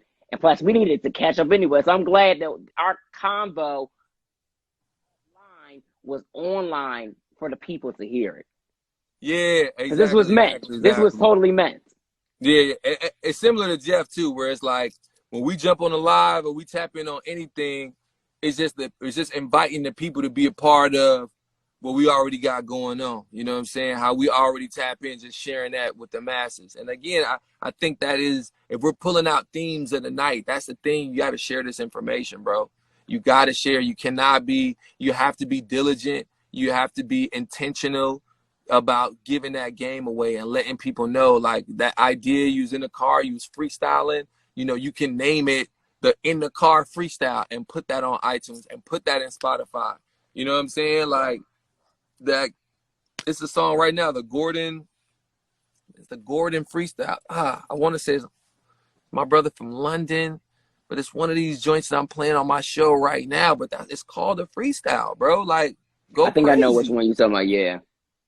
And it's hard, bro. Upload, like, look at Meek Mill, Dreams and Nightmares. I used to rhyme like this, shout like this, matter. You know, he ain't even no real format. Like, you got rules to making music and what a pop or a hit song's supposed to sound like. But then you got people that say, forget the rules. You can break the rules in music too. You know what I'm saying? Like, the biggest rule in music is that it ain't no rules. So be creative. Be as creative as possible. You know? So now I got to ask you, because we ask everybody that we chat with, so we got to ask you, what exemplifies you not only as an artist, a producer, a friend, a brother, a father, just what exemplifies you as a man? I don't know. I feel like just general joy. You know what I'm saying? Like, I don't know if you can talk to people and, like, they always kind of in a dark mood, or it's always somebody trying to get them. And it's just like, you can see and feel the absence of joy, but we know that joy is those are part of the fruits of the spirit. So the fact that I come in here and we laugh and it's still fun and we can have a good time and turn up, is like, I know that God is allowing me to experience joy inside my life and my passion and my walk. He giving me that fruit of the spirit. So I don't know if that answers your question at all, but no, like, that answers it. It's literally the joy, fam. It's the joy, bro. Like, for real. The fact that I can come in the studio and and shout Will again, because he always says, like, he's been in the studio a lot with me lately with some of these newer projects. And he like, Kos, that shit just came out of thin air. That song, it came out of thin air. So the fact that I can go in the studio and not know what the fuck is about to happen and consistently make something shake, you know what I'm saying, and get it, it's like a miracle over and over again. And I think that I have taken that for granted in the past. I have not maximized having a gift in the past, and I don't want to keep making that mistake. So I celebrate and I have joy in the fact of knowing, like, we're going in there. It's like I live in a life of faith because these songs be coming out of thin air. You know what I'm saying? They coming out of thin air, bro. You don't know what it is. It's fascinating, bro. One of the homies, he's building a studio in Vegas, and he has a viewing room around the studio. So people are going to be able to come in and pay and literally just watch the cook-up. Like, wow. Just sit in the room and watch it happen out of thin air. And I am so excited for that experience. That's amazing. Because I be excited to see the shit, and I'm doing the shit. You know what I'm saying? Like, what? it's always good to see the creative process actually happen, or to actually get into that mode when you're creating. I think a lot of times as fans, before we actually become people that are actually in the business like that, whether that be an artist or a songwriter. But to clarify for anybody that's watching, an artist can be a songwriter, the producer. It's all artistry at the end of the day. But when we finally get into that, or even to be a manager in that space, or an agent, to see that, it's like, whoa. Because there's artistry in the managers and the agents. If you know some big managers out here, like you know somebody like a Shaka Zulu who manages Ludacris. Shaka is an artist. And I didn't know that, you know, in Chicago when I met him damn near 20 years ago, I didn't know that then. But as I've really been just getting that wisdom, living, you start to see the duality. That's why I said if you ask the right questions and really sit in these moments, you will start to see the duality in people around you. Like, wait a second, your title, fucking titles, your title says manager, but nigga, you a whole artist. You a whole artist. You know what I'm saying? Like you got the rollout. I made the song, but you heard the song. You saw what the video supposed to look like. You saw what the rollout supposed to look like. You know what I'm supposed to wear. You like, bruh, it's levels. And that's why I say by being an artist, by actually going through this artist thing, it's allowed me to become an even better producer. And this is why when I get the doubters like, oh, Coach, you an artist, man. How is you? Oh, you trying to rap? Yeah, you know, you see Coach, he trying to sing and rap now. He ain't trying, he's doing, and he's killing. Bruh, they don't even understand. They don't know how it's the overlay for the underlay too. Mm-hmm. You know, you brought up Kings with Kosine on Fox Soul.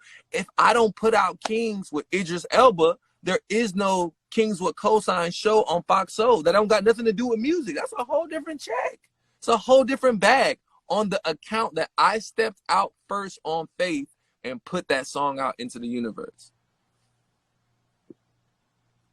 Just do the work. Do the work. Do the work. Let that work open that. Let the gift make room for you. The text says your gift gonna make room for you. So we don't know how it's gonna make room, but it is. So just put it out. Get to it. And that's the problem. A lot of people don't want to do the work. And I'm like, why don't y'all want to do the work? You want to say you want to be this and you want to be this. There's no glam in the work. There's no glam in the work. You sweating, you musty, you might have been crying. There's a little bit of blood right there. So there's no glam in that. But you don't want the world to see that. You don't want them to see you struggle. You don't want them to see you broke. You don't want them to see you having to be resourceful to figure out how you're gonna get to the next. You don't want them to see that in the gym moment. When you in the gym shooting, and they don't want them to see that, but that's where it happens. This is not 100% glam. That's where you got it messed up. You thought this was just all glam. No, there's a thing called sweat equity. There's a thing called elbow grease. There's a thing called sacrifice. It's real, bruh. Hella real. And I hate to be the bearer of bad news, to be like, oh, but I love just popping them bubbles, like them balloons. Oh, you think it's sweet? Oh, you think it's sweet? Pop your balloon. You know what I'm saying? Now you finna cry. Boom, oh snap. And when you done crying, I'm here. I like to do it too. I like to do it too, to be honest, because I think that people think that it's supposed to be glamorous. You know what I'm saying? Like it's cool, it's glamorous. You know, you see the charts, you see the plaques, you see the red carpet after the work is put in. But until then, that constant grind and motion. So if you don't want to constantly grind and get into motion, step aside, because the next brother or sister will do it. And that's then how you see, and look, that's how you see certain people get to certain places, and they may not be the most talented, but they outworked your ass. They outworked your fucking ass. You was talented, but you didn't want to work, and you had a bad attitude. They were a little bit talented, but worked their ass off and were easy to work with and was nice as fuck. So they skipped you in the line. They skipped you in the line. Everybody just be thinking about, oh, it's just, oh, I can do this the best. Nah, bro, this is a marathon. This is about enduring. This is about consistency. You know what I'm saying? Yeah, you can do it, but can you do it again? You be looking at people that get these Vegas residencies for these millions and millions of dollars, because you got to do that shit every night. Run it back. And then for the people that's doing it on tour around the world, you got to get in the car and drive and not get no sleep and blah, blah, blah, and then get up and get in front of these and do it again and do it again and do it again, Right. and then get back in the studio and think about it and do it again. Because the people can't wait to be like, oh, but what has he put out lately? But what has he done? But yeah, he ain't never. It's like, man, bro, it's intense, man. It's intense. That's why you gotta love what you're doing. Because if you love the process, it's never work. You know what I'm saying? It's never, you love it. You love this shit. You know what I'm saying? Yeah. And that's what I tell people. Like, even with me doing my show and stuff like that and the other shit I do, I'll be like, y'all, this ain't work. This is the fact. I love this. I love to have conversations with a Row or a Kosine or a Seven or a Harmony or anybody, because it's just me talking. I'm just passionate. This ain't work.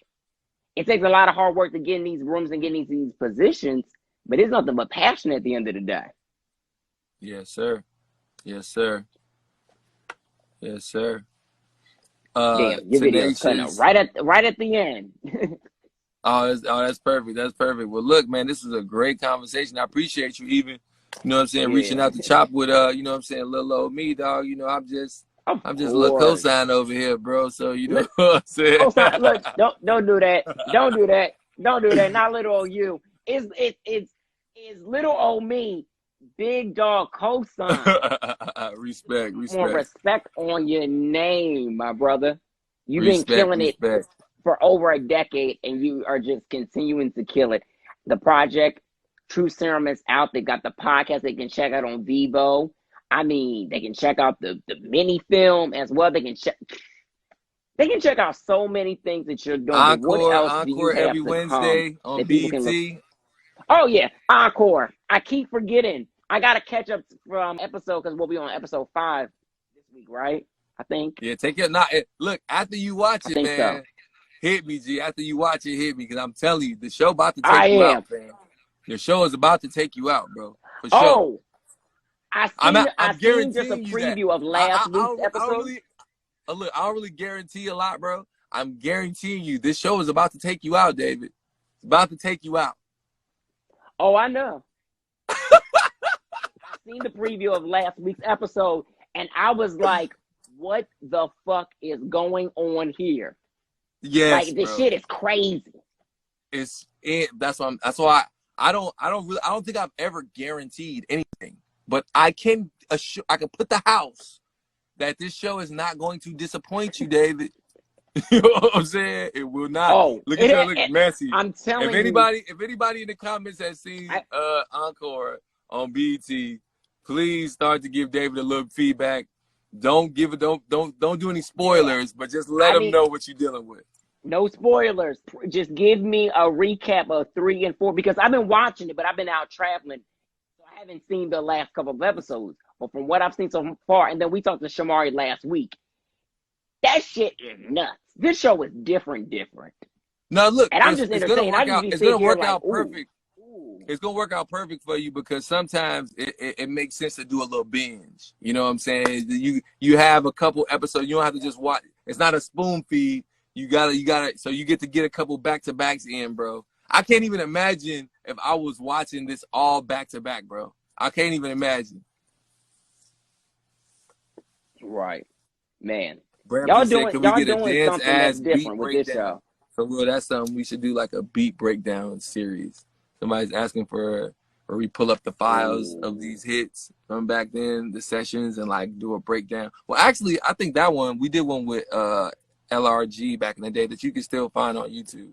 But some of the newer songs and stuff like that, things that we working on, we should do some beat breakdowns, you know what I mean? And open up the sessions and really hear the acapella, you know what I'm saying? Hear every snare, the kicks, the plugins, because, you know, sometimes it's 70, 80, you know, it can go anywhere from 7 sounds to 100, 150 sounds and stems to make one song.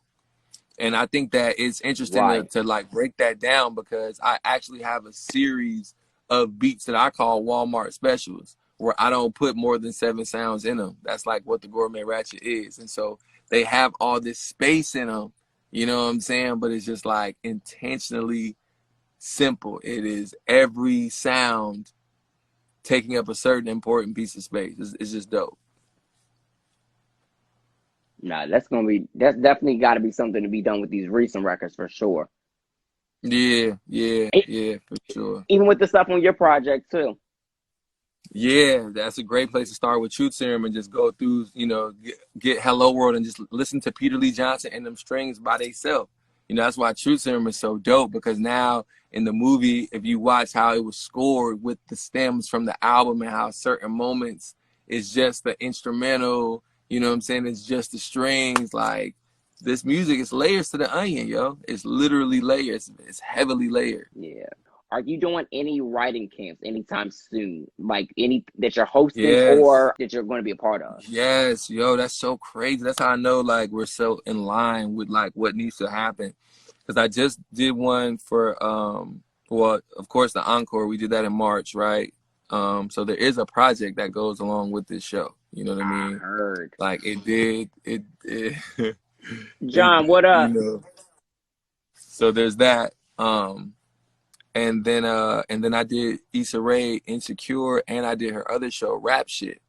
You know what I'm saying? You know, Issa's got a deal, Lena Waithe got a deal, Kenya Barris got a deal, you know what I'm saying? Like all these creators of these TV shows, because these shows are such huge discovery platforms for new music, they have, you know, label situations, and they're doing camps, you know? And so I've had music in Insecure in a lot of the seasons, and this being the final season, you know, Issa personally, we were in the studio together, and then her with this new show, Rap Shit, you know, it was like back-to-back time. So I'm saying all that to say that,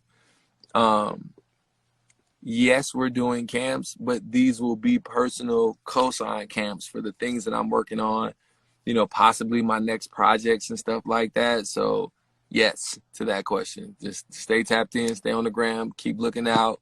You know, we're about to do some planning right now. We talked about this. Yes. No, that's dope, because yeah, somebody wants to know whether you want to do it in LA or Atlanta, so they can be there or try to pull up somehow. Probably both, honestly. You know what I'm saying? Because think about that Kosine tour, right? We come in town. You know, I think we should have, and David, you know, this might be something that, you know, this Kosine tour, right? Because we come in town, right? You know, we might do something like this where there's a panel, we screen Truth Serum, we just talk and have this build. Then we have a writer camp, you know what I'm saying, where we have writers come to a complex studios everywhere, and I bounce from room to room. Like Issa camp, I was going from room to room with my saxophone and literally just dropping off saxophone on different songs through the night, then going back in my room, producing a song, and then when PJ Morton and Omas and different people, Tay, start writing a song, I go and drop off some more saxophone or some keys or write a hook. Like, I'm an animal in the studio. I need about 3 to 4 rooms going at the same time of all alien musicians, songwriters, and producers. Yes. You know what I'm saying? And then close out the last night with a live show. Let's perform Truth Serum. Let's perform it now. We talked. We created new copyrights. And then we gonna rock out, and we gonna go through the album and sing our hearts out together and have Carrie who know the words. You know what I'm saying? You come into a Kosine show, know these words. You know what I'm saying? Settle your song. They better. I should be able to. We want. By the time the Kosine show come through, we want to be able to hold the mic out. You know what I'm saying? And get it cracking. You know what I mean? Nah, but listen, the show is coming. As we manifesting and talking about it, they gonna know the lyrics. They going. Yeah, the show it's the show. It's the Kosine tour, but that Kosine tour is interesting, bro. Because if we stay 3 days in the cities and do, and some of the stuff we might do, maybe the writing camp goes the whole time. I don't know. I just know how I think.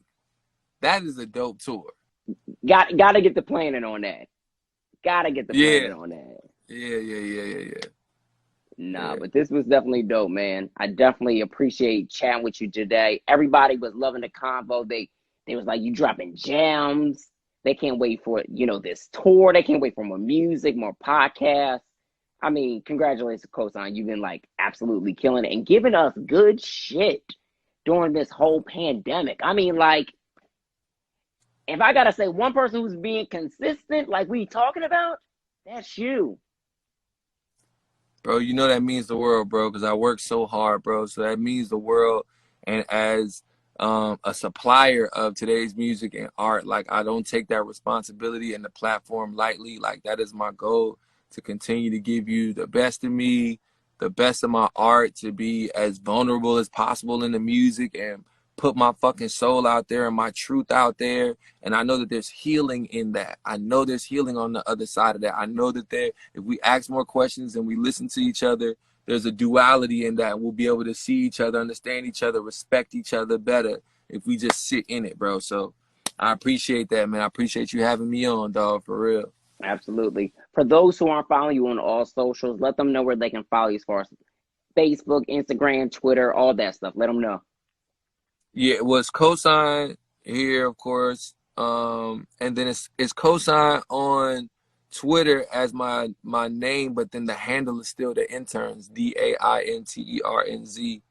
Facebook is Kosine as well. So yeah, you just throw Kosine in that Google, man. You gonna find me. I'm outside. I'm active.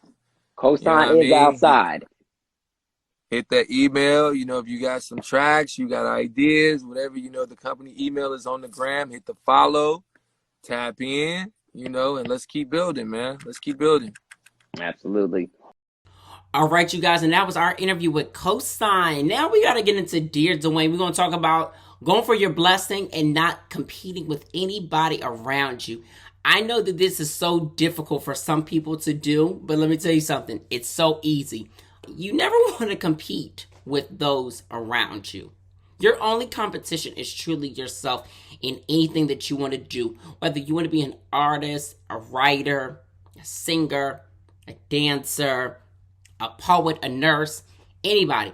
I know that this world is filled with competition because everybody wants a spot and everything else, but there is a spot for everybody. There is a lane for each person to be in to fulfill their dream, their passion, right? So don't go competing with everybody realistically when there is room for opportunity for everybody. Your blessing is your blessing. Focus on you. Stay in your car. Don't worry about what's going on in the other lane and stuff like that. Because as I like to say, that causes collision. Okay? Like, see how you don't want your car as you're spinning your wheel to go out of control, looking and seeing what somebody else is doing and be like, shh, because you're going to go crazy. You're going to go to the side or the left or the right. You're going to cause an accident. You don't want that. You can glance over, hey, how you doing? Glance over, hey, how you doing? Look through your rearview mirror and keep that thing moving and going. But be about yourself. Be grateful for the blessing that God is giving you, for the gift that is yours, and what you can do with it. Your experience is going to be different from the next person's experience. Your story is your story. Don't try to live anybody else's story, dream, or anything else in this world but yours. It's so important, you guys. I know that I preach this on my IG Live series. I preach it so many damn times. I've preached it to some of y'all who personally know me. But it's just important that we know that you just go for your blessings. We live this thing called life once on earth. Once, you guys, once. And now more than ever, let me tell you, I've been inspired to just go for it all and not really care what anybody has to say. I might do one thing for you, I might do this for me, and I might do this for me. But guess what? I want to worry about what's for David, okay? And just as any of y'all should too. Go for what you know and what you believe in deep down inside. You do yourself a disservice by not working each gift that you have and even leveraging off of that opportunity from one to the next, Because that's honestly been the key to my success. For now, to have this show, and you guys see it, to my company, Urban Bears Group, to then my artistry, Unapologetic Blonde, that album and stuff like that. I leverage everything. Even with industry conversation, I leverage every platform that I created, utilized relationships, and guess what? Continue to network and build myself and figure out what exactly is going to set me aside and being in my lane and not worried about what's in the next person's lane. Because guess what? That person over there ain't fly like me. That person ain't fly like you. You know what I'm saying? So you have to feel the confidence in yourself to say, you know what? I'm legit. I'm it. Okay? I'm it. Period. And that's what it's all about. And that's how you go for your blessing and not compete for anybody. You can congratulate those around you, your peers, your colleagues, and stuff like that. And especially if you are working in a team, you have to big each other up and know your roles. A lot of people get into team settings and don't know their roles. They fall out of their roles because they're trying to be in the front. They're trying to do everything else but their role. Know your role and play your position and play your cards right. When you play your cards right, you never go wrong. But most importantly, going with your blessing unapologetically. Okay? So that is Dear Duane for this evening. If anybody has any questions, any topics you guys want us to discuss on the next episode of On Air with David Duane, please send an email to info@onairwithdavid.com. And you can also DM us on any social platform at On Air with David. We'll answer it and we'll get back to you guys. Listen, right now we're going to get into our interview with Shamari DeVoe right here, right now. I can't wait for you guys to see this. Some of y'all don't watch my IG live series. I don't know why. But anyway, just like our interview with Kosine, this is another good one that we did on IG live. And I just love the fact that we repurpose our content and we, boom, put it right here for you guys. So sit back, relax, enjoy this interview, and we'll be back. Hey, what's up? It's Shamari DeVoe, and you're checking out my boy, David Duane. This evening, we are going to be interviewing Shamari DeVoe from the group Black and the brand new show on BET Encore, where they are putting together a super group. If you guys have not checked it out on BET, you guys have to check out the brand new show. It actually comes on tonight at 10. So, yes, make sure that you guys tune into the show. Shamari will be joining us. If you guys got any question, make sure that you drop them below. But I'm doing great. How is everybody? Make sure you guys let me know what cities you guys are all hailing from. It's going to be a dope interview. It definitely is going to be. So any comments that you guys have, drop them down. Any questions, drop them down. Shamari is joining us right now. Shamari. Hi. How are you, sweetie? I'm fine. How are you? I'm good. Look, this hair is giving me everything that I need today, okay? Thank you. It's bright, colorful, just like me. Okay. First of all, I want to say thank you for this interview today because, a lot of the fans, as soon as I posted about it on social, they were like so excited. They were like, oh my goodness, we love Black. We love Black. First of all, how did they not love Black? And I remember when you guys came out, I was 6 years old. Oh my God. Really? Yeah, so I'm a good old 28. So I'm right in my very spot where I was listening to y'all music. So it's definitely an honor today to be speaking with you. Oh, thank you so much. I'm so happy to be here. Thank you for having me. Absolutely. Listen, congratulations on all this success with Black, this brand new show on BET that I'm absolutely loving. It's absolutely hilarious just to see the different dynamics and personalities. Let me ask you, as we get started with this interview, were you apprehensive about doing another reality show? Yes, of course. Uh-oh. I'm very apprehensive about doing another reality show.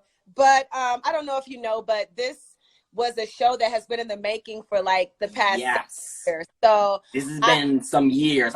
It's almost been like 4 or 5 years, just about, right? Yeah, good couple.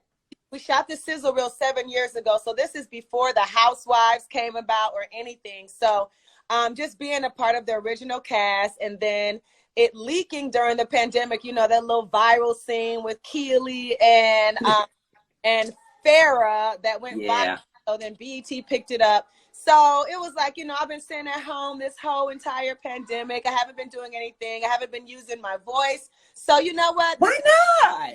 Well, because I was just, it was just at home like this. Like, oh my God, I can't go anywhere. Like there's this crazy virus out. So I was just really more so of a homebody.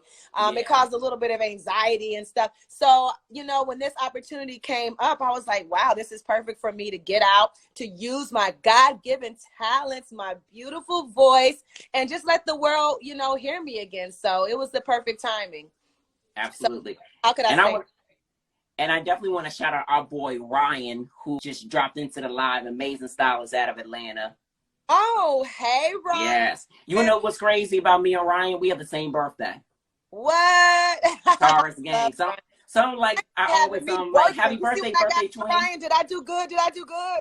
Ooh, stand up and give us the whole outfit, Shamari. I love it. Wait a minute. Yes. I'm gonna stand up on my couch. Okay. You like that? She's giving us legs today. Yes. I love it. You are awesome. From that whole, you know, that clip going viral and stuff like that, Ryan said you look cute. Oh, thank you. And I see Troy. He's on too. He's the one that did this amazing piece on my head. Thank you. First of all, you and Troy with these different hairstyles. I've been peeping the story, and I'm like, okay, what's given? Is that for a photo shoot that you guys did? No, or you guys just like trying different looks. Yeah, just trying different looks. I love colors. I'm colorful. I was like, you know what? Let's make a vibe. And he like put all these different colors in here, looking like rainbow bright. You know, the pastels, and I love it. Thank you. And you always have been about colors, especially with like the group's debut album, with just like the colorful aesthetic and stuff like that. So yes, the bubblegum rap, our first album we all had on, not bubblegum rap, Lord, the bubble rap that we had on during the first album. That was Natina's idea. And, you know, we just ran with it and it was great. Like, we've always been just fun, youthful, colorful, futuristic, of course. How could we not be, coming from Left Eye with a protege guy from TLC. So yes, it's always been fun and colorful. But we all grown now. All right. Colorfulness in us. So. And it's so giving us a vibe. So let's go back to the thought that you had said about just not using your voice during the pandemic. I know that you're a mother, you're a wife, you're a sister, you're a daughter, you're all many different things. Would you say that was mainly your focus to why you didn't focus on like doing maybe solo music or any music with your husband at all? Yes. Just becoming a mother is a totally different just mindset. Like, the focus is not only on you, but it's on your children. And so I just wanted to focus on being the best mom that I can be, you know, until they start school, and you know, being the best wife that I can be, you know, even though it's hard. I'm not even gonna lie. I'm a superwoman, but even a superwoman needs help, you know? So, okay. You know. I literally did a panel earlier where I was telling people, it was a music panel, and I was literally saying, if you think that you're going to get by being a one-team person in DIY and until you're blue in the face, right, you got another thought coming. You're going to need to break out and get your fan base, get your team going, you know, get some help. Get to your consumers. It takes a village. So, yeah. So just really not singing is really because I'm focusing on my family. But at the same time, my husband is like beating me up. He's like, yo, your voice is just so dope. Why are you not singing? Yes. Like, why? Why are you not recording? Why are you not doing this? But I am so ready to get out there, like working on my solo project, writing, producing, and of course, Black. We're about to go back on the road again. So yes, I'm not going anywhere. And this voice is here to say, I'm here to just continue to use my God-given talents. But yeah, another thing is, you know, my passion for music. I didn't touch on this, but you know, when I lost Left Eye, you know, and she had a lot to do with our group. And losing her, it was like, wow, who do we have now? Who's going to actually come out? Who's going to help us? Who's going to really show up for us? We didn't have that. And then losing Natina, man, that was just like everything. My heart had hurt so bad. Yeah, so that had a lot to do with just me, you know, losing my passion. But, you know, I know that they both love my voice. Natina thought I was the best singer in the entire world. So, you know, just them looking down and seeing that I'm still doing my thing is everything. I sang the national anthem at the Hawks game last night. I saw. Congrats. It was the vocals for me, okay? You did your thing. How was that feeling? Because, I mean, girl, you sang down. But, like, how was that feeling to be able to, you know, have that opportunity? Man, it was amazing. Like, I didn't realize how big it was. Like, my husband is a sports fanatic. And of course I'm from Atlanta, so I'm super happy that they are, you know, going to be the champions. I'm claiming that right now. Okay. Manifestation. Yeah. But I was nervous, to be quite frank. My zipper was down while I was performing. And I didn't realize that I was so nervous, and I was like midway through performance, I felt, and I was like, let me zip my pants up. But yeah, I was nervous because it's like the national anthem is like one of those hard songs, but in a lot of people's words, and so many like celebrities or professional singers, they mess it up. And I was like, no, I am not gonna be that one that's messing it up, and everybody gonna be, you know, roasting me about not knowing the national anthem or not sounding right. So I made sure I went out there and I just gave it my all, and I did it. So let me tell you something. If I didn't go to military school out for high school, I would not even have learned the words my damn self. I would have been one of them ones been like, like, what's that? Yes. So yeah, it was a great experience. And I'm happy and blessed and honored to have been the chosen one for last night. And I killed it. Yes, you did. You sure did kill it. So I love the fact there's so many points that you mentioned. And I love how our vibe is just going, we're just diving straight into a couple different points. So with keeping the legacy of Black alive, I know that y'all have been like very heavy on that, just, you know, doing tribute shows. I mean, still touring, you know, prior to the pandemic. How important would you say that it's been for y'all to just keep the legacy going with Natina not being here, just keeping the importance of that girl empowerment, I mean, women empowerment to the forefront, even now with this new project? Yeah, it's so important. Women empowerment, like just lifting each other up. Like, I am not Shamari DeVoe, formerly of Black. I am Shamari DeVoe in Black. Our group never up. And that's on period. Yes. We constantly record, and we have a true sisterhood. And you know, Natina was a major part of our group. She was like just like the core that just like held it together. Like, she had so feisty. Like, she went all the way out to New York and got us a record deal and sat down with the CEOs. Me and Brandy didn't even have to go out there. She just came back home to Atlanta. She was like, girls, I got you a record deal. I was like, what? You know, she was that good. So, you know, it's important that we continue to keep her legacy alive. Like, every single year, we celebrate Natina on her birthday, October 28th. We have a huge celebration, and we talk about Natina. We invite lots of people out. We dance. We have a good time. We sing happy birthday.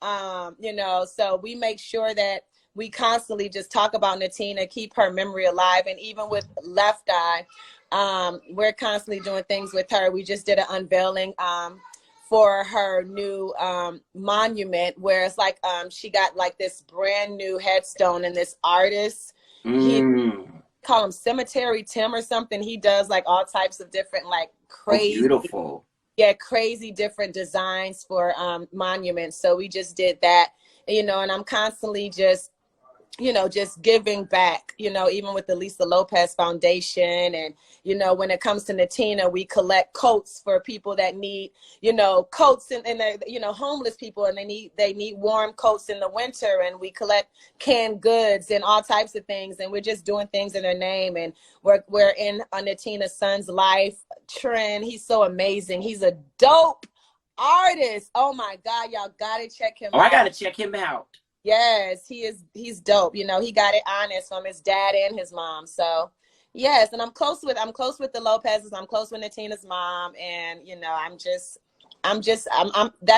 Natina's my sister. She's my best friend. Yeah. And you know, I'm gonna constantly do whatever it takes to make sure that people remember Natina, because she is everything. Like, her personality. She was. So my inner Natina, whenever I feel like I need, you know, confidence, whenever I feel like, yo, I'm just not doing it right, whenever I feel like, yo, I didn't hit that note right, I hear Natina like, yo, you hit that note, Mari, you did that. You know, she's constantly just like my cheerleader. So no, that's so amazing. And I love seeing y'all and Honey and then Bring It On. Like, that was such a moment. Can we talk about the nostalgicness of that movie? I don't think people quite understood it. They weren't born in the 80s or the 90s.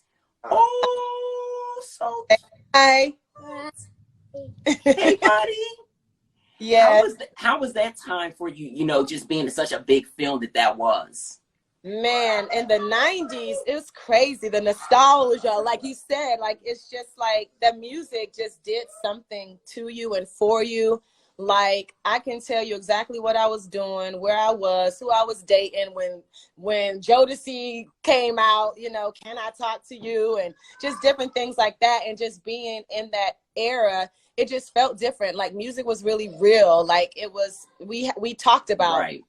you know, and being a part of like Bring It On, like that was the #1 movie in America, and it still is like a cheerleading cult. Like it's the favorite. Like it's like to be a part of something so big, and 20 years later, to still be here and doing it is just a blessing. It's a blessing. And then you see so many people like dress up in the Clover outfit.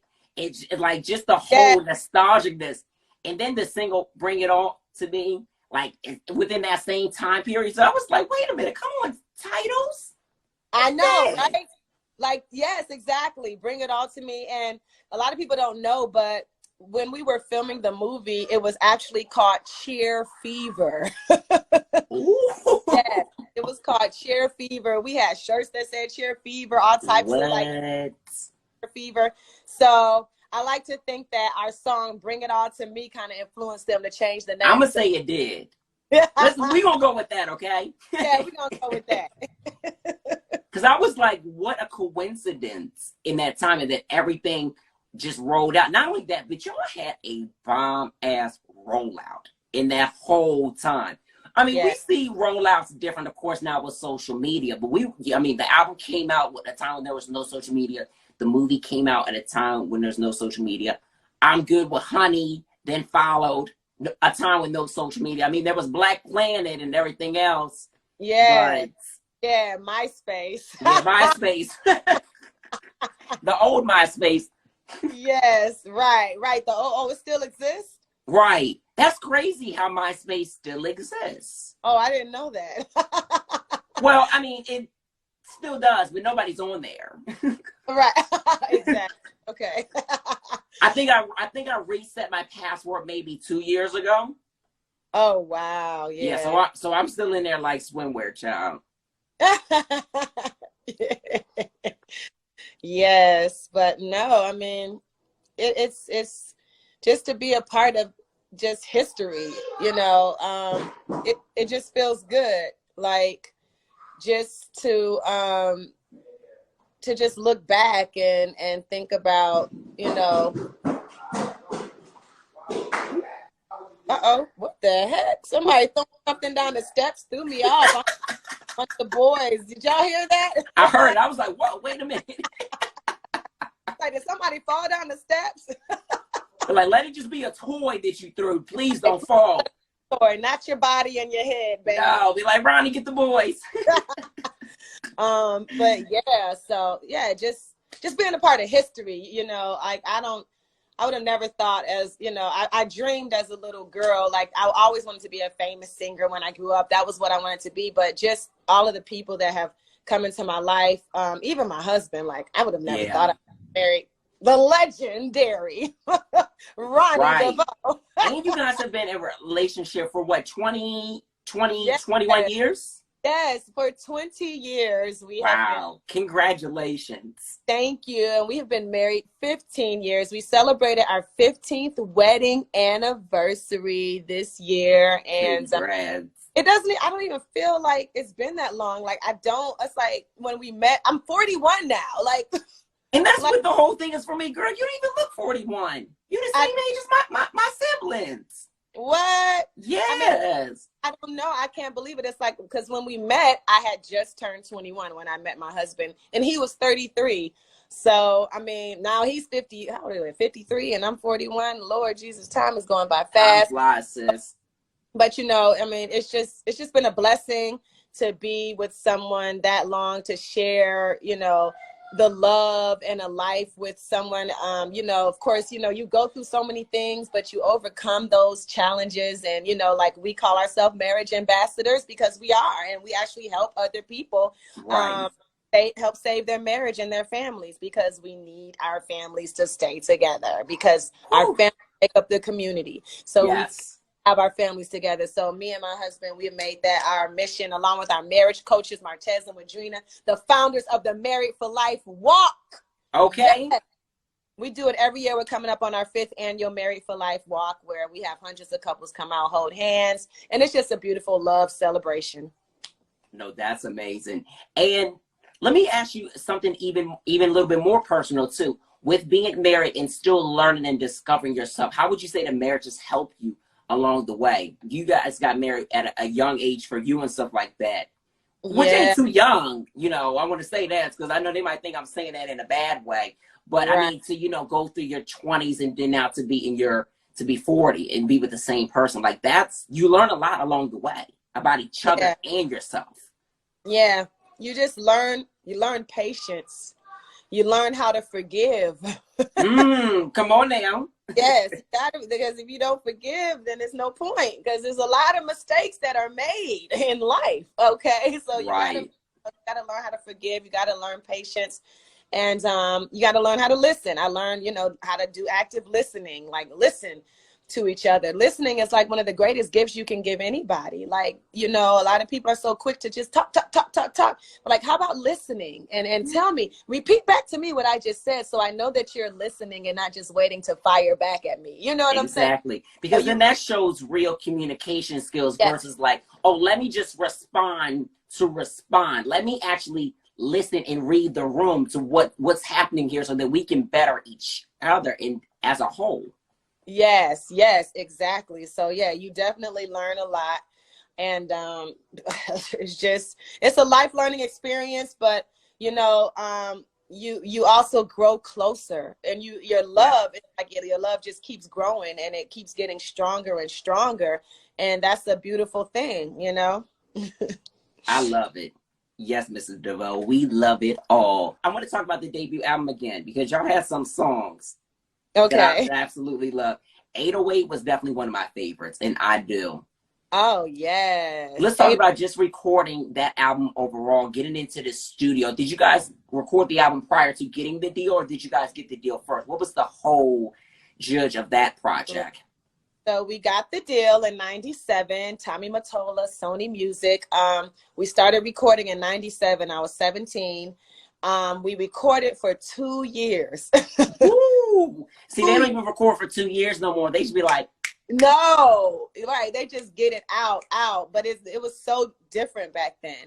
So, we actually, during the recording process, we didn't use keyboards and things like that. We actually had a live band and a live orchestra come in the studio and play real live music, back then. So that was like artist development on a whole different level. Yes, exactly.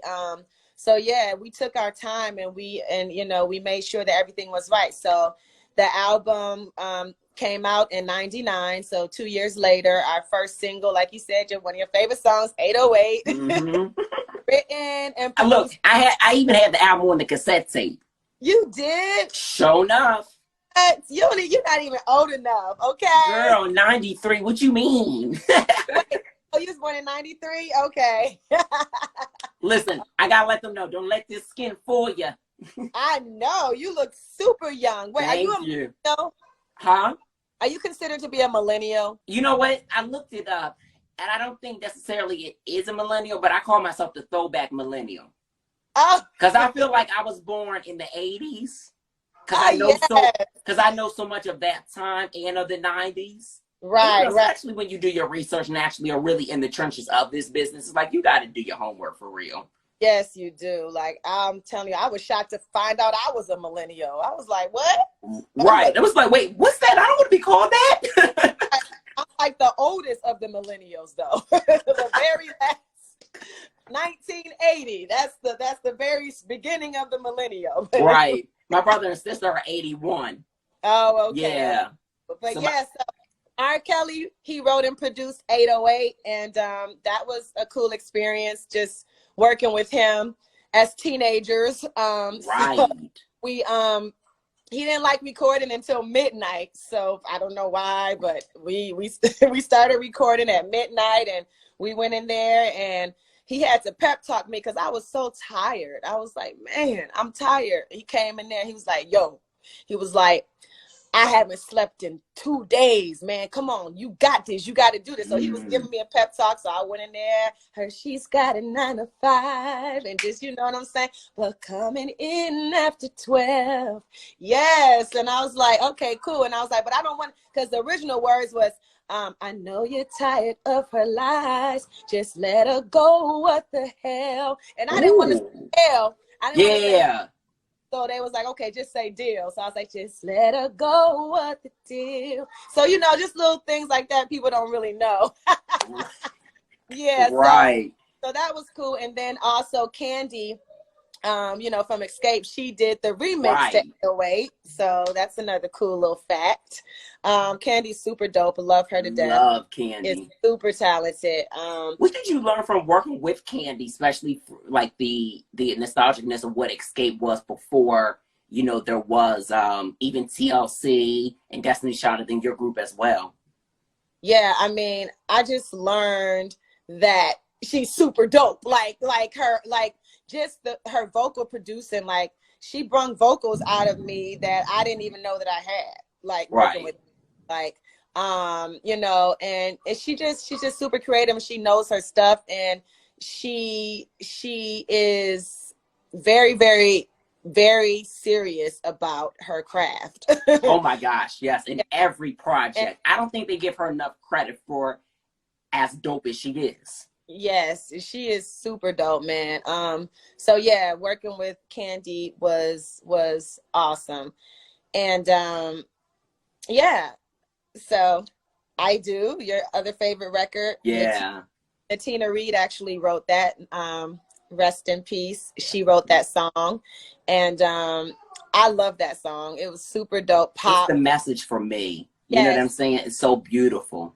Yeah, and also, like, back then, videos. Oh goodness, that thunder. You hear that? Oh, I heard that. Where you at?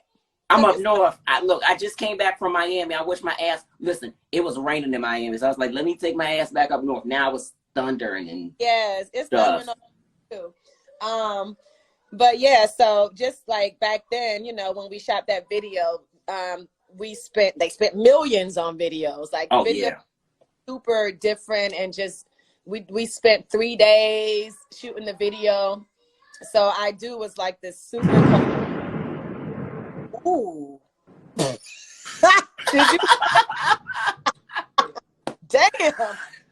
You might want to disconnect when you get electrocuted over there. Jesus, let it pass. Let it pass. Let it pass. Because we's having a good moment right now. We don't need no power going out. Yes, but yes. So, yes. Black. Yes. I love the group, and I still do. So tell me this. Now, with knowing what you know from Black and to getting into this super group with these different women and learning these different personalities, what was your natural feeling like overall? Like, I know you were like going ho about the initial lineup that there was with the Sizzle, but how was it just learning all these different personalities? We got Aubrey, Danny DeCane. We know what DK has done. What? It's pass, beloved, pass. He said pass, beloved. And then Nivea, who's not been in a group, and then 702, another group. The ladies in 702 as well, another group in the 90s as well too. Yeah, just coming from a group, Black, there's 3 members, and I know like the dramas and all of that goes with being in a girl group. So going into the house, I knew that, there would be drama, but I was super excited just to be a part of something with these legends like Pam Total, like Nivea, that's my girl. We straight from ATL, like together, even though she hasn't been in a girl group, just the fact that she was even there and willing to try it out, there's a lot of ATL flavor. And you guys filmed it in Atlanta too. Yeah, we filmed it in Atlanta, 30 days in a house with 9 and all these different strong personalities and, a lot of passion,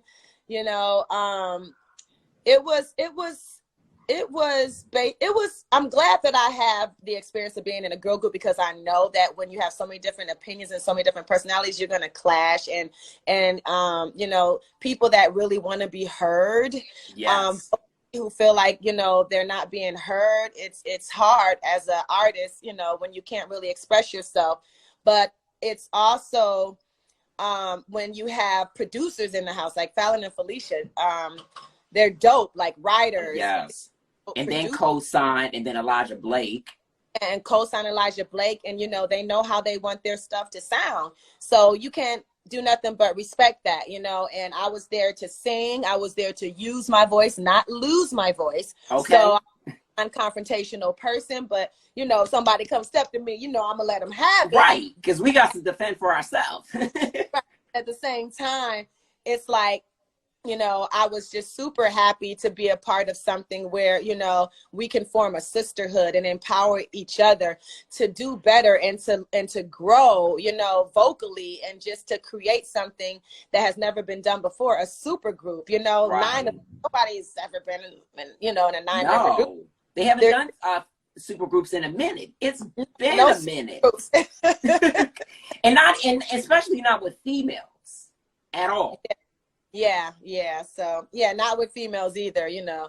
So, you know, my thing was just getting back out there and letting my light shine however I can, bonding with females, forming a sisterhood. That's amazing. So this was just the perfect opportunity to make a comeback for, you know, a lot of people. And I would say not a comeback for you, because you've been consistent. We saw you in the last show and stuff like that too. But I love the fact that we're seeing you on this show with women and just empowerment. How did you feel about just the editing of this show? Well, so far, that's one of the things that, you know, you do not have control over the editing. That is correct. Totally the you know, production. So, you know, people, they can't edit what you don't say. So whatever was said, and whatever was done was done. And, you know, I learned that from reality TV. Like, I've been on The Housewives, so I know how they can edit you and make you look like something that you're not. You know, they edit me to make me look like, you know, I'm just this person that just loves to drink and this, that, and the third. And that's not true, because frankly, I am only drinking socially, and they don't put that in there. Like, also, you know, there's a balance in life, you know, there's a balance. But, you know, of course, when it's reality TV, they're not going to show you the balance. They're not going to show you the good and the bad all the time. They're going to show you more of, like, you know, the raw stuff. Right. They're going to give you the exact key points to keep the audience captured in. Watching. Exactly. Yeah. So yes, everything you see is real. Everything that was said. And you guys are in for a treat, because it's coming on tonight. It is less than 30 minutes. Yes. Woo. Yes. In like almost, you know, 24 minutes or whatever it is. Yes. It's on BET. BET presents the encore. It's going to be some drama. So y'all got to keep watching. And I'm glad that y'all are loving it. But it was a great experience, and I'm super glad that you guys are loving it, and I can't wait for the outcome. Oh, I can't. But I'm looking forward to seeing this show. Like, we're on what, episode 4 now, right? Yes, this is episode 4 tonight. Ooh. We will be watching it right along with all of you. We don't get to preview the episodes before or anything, so I will be finding out things and all the edits and all of that. Right? I can't wait to see it. So do you have an idea for what all this episode is going to show? And can you give us like something that we can look forward to with this particular one? Nope. I should have said without giving too much. That should have been my disclaimer. Just get ready. Get ready. It's gonna be a ride, y'all. Are we laying the vocals down this week? Is what I want to know. I don't know. You gotta wait and see. Like I said, you gotta look. I'll be right here. It's 20 minutes. You about to see it. 20 minutes. I'm gonna be right here. Let me ask you too. getting into the process of recording with these personalities, it's like that. How was that? Just learning everybody and just having to be in a group, since it's been a while since you've recorded a group album. Yeah. Oh, that was cool. Just learning everybody's vocal ability and, seeing and hearing it. I was happy and I was shocked and, but it was cool because at the end of the day, it's all about growing and, helping each other and rooting each other on. So just learning that there's a whole lot of talent in the house, and what one person is not good at, they're good at something else. Like, they may not be the best vocalist, but they can dance, or, they can write, or, they may sing their butt off, but they can't dance. So everybody got something to give to the group. And I love seeing that dynamic with all of us. Yeah, I love seeing that dynamic too. And y'all have so much personality. Yes. So much. I can't miss the shows like that. But I forget who I was talking. I was talking to a friend, and she was like, should I watch the show? I said, well, that's up to you if you want to watch it. I personally love the show and everybody that's on it. So look, to each their own, but it's a great show. And yes. I'm looking forward to this album that you guys do. But first of all, I'm looking forward. I can't say that the music is the bomb. The music is everything. Wait till y'all hear it. Oh my God, it's incredible. And y'all already picked the group name too, right? All of that. Yeah, we did. Woo! I can't wait to know what that name is. Yes, and I can't wait for y'all to hear it. Now with the group, are you guys planning to maybe even do some shows as well, or are you just kind of waiting to see what the response of the show in the music? Yeah, so I mean, we are totally down to just keep this thing going. Okay. Yeah. It's not just for show. It's really not. So yeah. No, that's good. Can't wait for y'all to hear and see everything. I can't wait either. You know what I wanted to also ask you, just about girl groups as a whole and just in groups. Do you feel like the groups will make a comeback, or duos or trios? Because we definitely don't have a whole bunch in the mainstream world. We more so have it in like pop world, and we have it on the indie side, but we don't have it in the mainstream world. Yes, they have to. They have to make a comeback. They do, because just imagine like all of these tours that were going on before the pandemic. It was nothing but like 90s groups. Like, people want to see groups. It was like SWV. There was, Silk and BBD, 2 and New Black. Edition, yup. Escape. All these groups that people want to see. So yes, they're definitely coming back. Definitely, they're going to make a comeback in mainstream. And it could be from BET Presents the Encore. You never know. Okay. The group from BET Presents the Encore. We speaking that into existence right there. And how do you also feel about R&B music as well? Just like how the dynamic has changed. Like, there's different subgenres, just like how there always has been. How do you feel about R&B today? Yeah. you can be honest with us, Shamari. We friends now. R&B lover. I'm just gonna put it that way. I love the 90s. I call me stuck in the past. It's the 90s for you. Yes, and Babyface is still my favorite producer to this. Ooh, yes. But no, the music. There's a lot of dope songs out today. R&B music. So I feel like some people get it and some people don't. Some artists get it and some artists don't. Right. I feel you on that. Which artists do you love that are still making music from either the 80s, the 90s, or the early 2000s, or even prior to that time? Artists that I love that are still making music? Yes. From time. Beyonce. Beyonce all on his mouth like liquor. Yes, she's still making music. I love Beyonce. I really do. She's super talented and super sweet. Yeah. Have you been able to get into to her and Gideon and SZA? Yeah, a little something. Yeah. But you're like, look, it's the classics for me.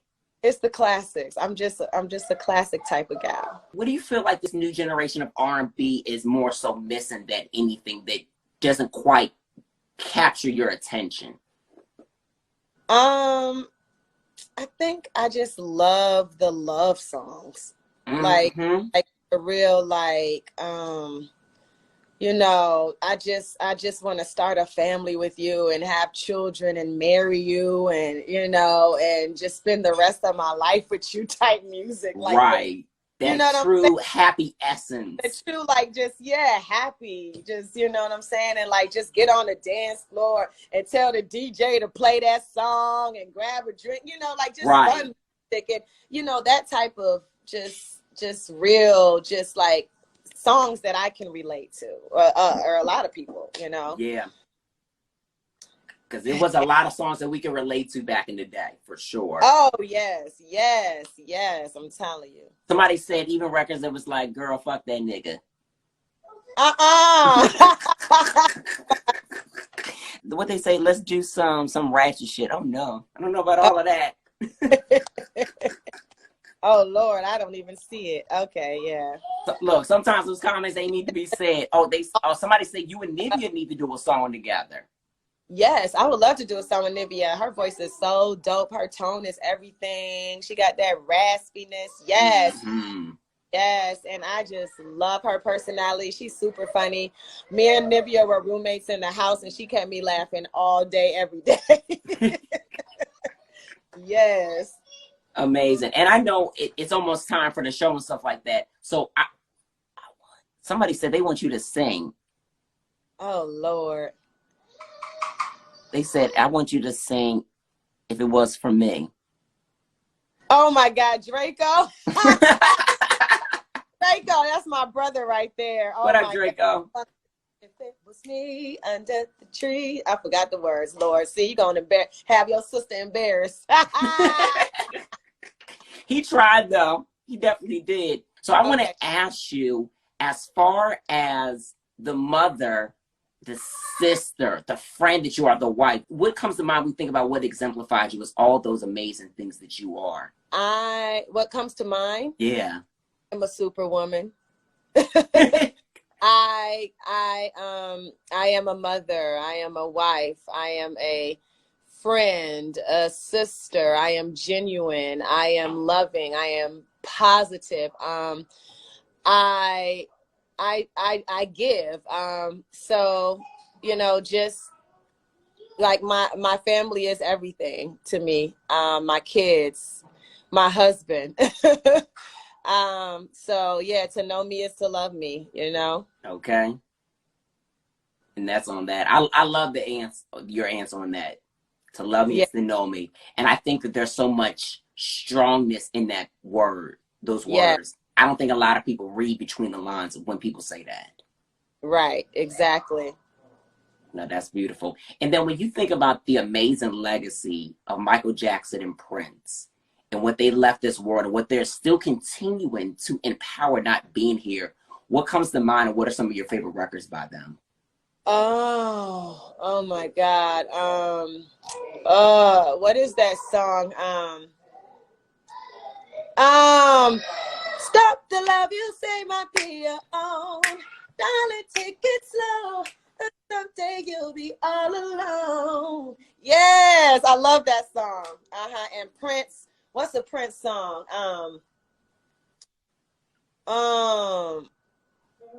Purple Rain. Yes. Wait, was that Ronnie singing in the background? No, this lady over here. Oh. Oh. I was like, come on, vocals.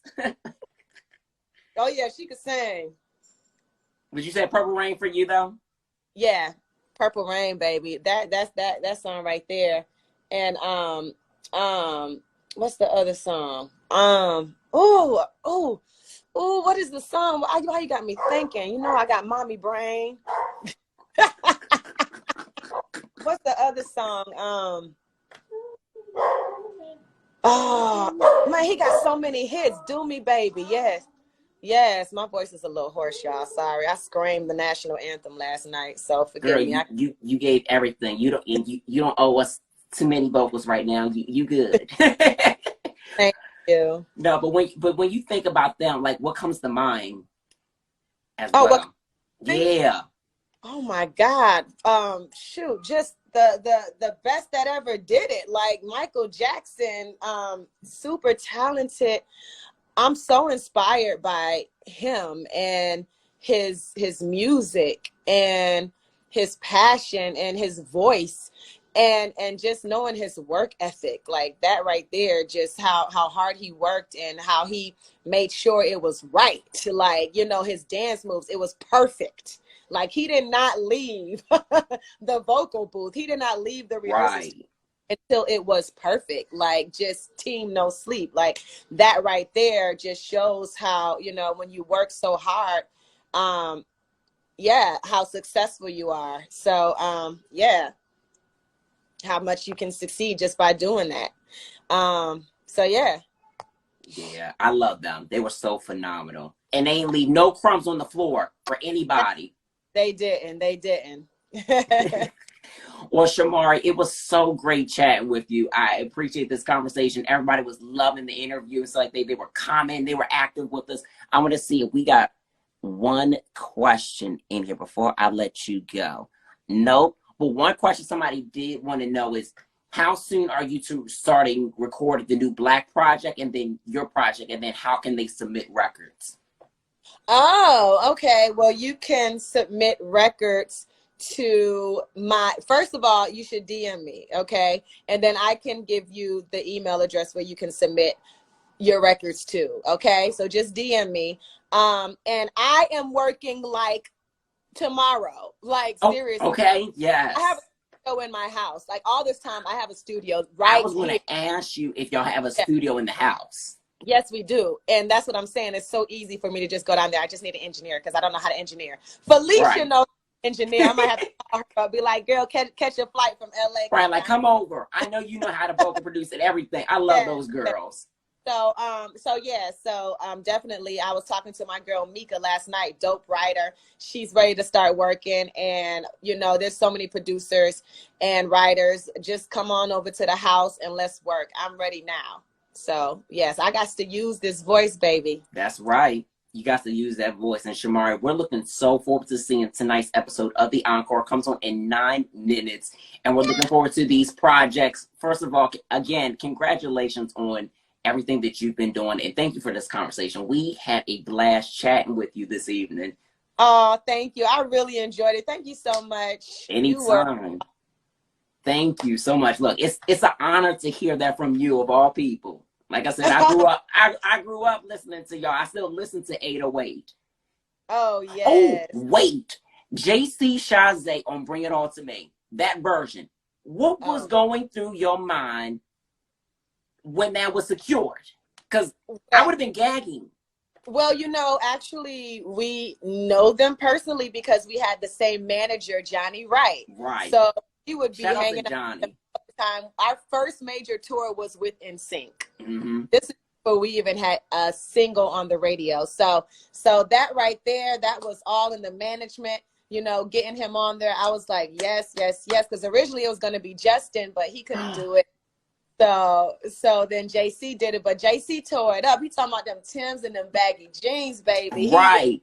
Wait a minute, but Justin was going to be on there? Yeah. Has this ever been said on record? No. It's just a little inside scoop. Well, damn. Justin, where you at? I still want to hear it. I know, right? But then, so I had to re-record it because JC wasn't available to shoot the video with us. Okay. So I had to go and record it and do his part. Ooh. So that's why you hear 2 different versions sometimes. Listen, but we love both versions. Okay? Yeah. Yeah. But that's some iconic shit that a lot of these folks can't say that they did. Right. Like exactly. JC from NSYNC, like, do y'all, you know, who's watching this understand, like, who NSYNC is? No, they don't. No, they don't. I'm not even going to ask them if they do. They don't even know. Somebody said they remember that tour. I saw somebody in the comments. They remember the tour we were on with NSYNC. Yeah, that was such a good tour. But all right, Shamari, let everybody know where they can follow you as far as social media is concerned as well, too. You can follow me at Shamari DeVoe on Instagram, Twitter, Facebook, all social media platforms at Shamari DeVoe. Okay. Make sure y'all follow her. These amazing projects are coming. All right, everybody. So that was our show for this evening. Shout out to Shamari, Kosine, and Lakeyah, and shout out to their team for allowing them to be on the show. Definitely had a great time chatting with them. Oh my goodness, it was a good show, y'all, right? It was a good show. It's good to see me back. It's good to, hear, what these amazing artists are doing, and not just in one lane, but in many different lanes, expanding, just plans to just go far with their career as they have been. So congratulations to Kosine, Lakeyah, and Shamari for doing amazing things. And next week, you guys got to stay tuned because we're going to be airing our interviews with Guap Dead 4000 and Jim Jones. You guys don't want to miss it. Make sure that you guys continue to follow us at all things on social media. On Air with David. Follow me on Instagram at David Duane. Twitter is DDuane Official, and Facebook is David Duane Official. And then any Dear Duane questions or any inquiries or anything that you guys have, send us an email to info@onairwithdavid.com, and we'll holler at y'all. So until then, you guys continue to be safe, be clean, all that other good stuff that I be saying. I can't do the whole 9 yards because I'm still trying to talk and stuff like that, because like I said, I'm still coughing from being in the cold because I keep myself cold nowadays. But anyway, you guys stay safe. Wear your gloves, wear your mask, wash your hands, all that other good stuff. Safe sex and paychecks. I'll catch you guys next week. Peace.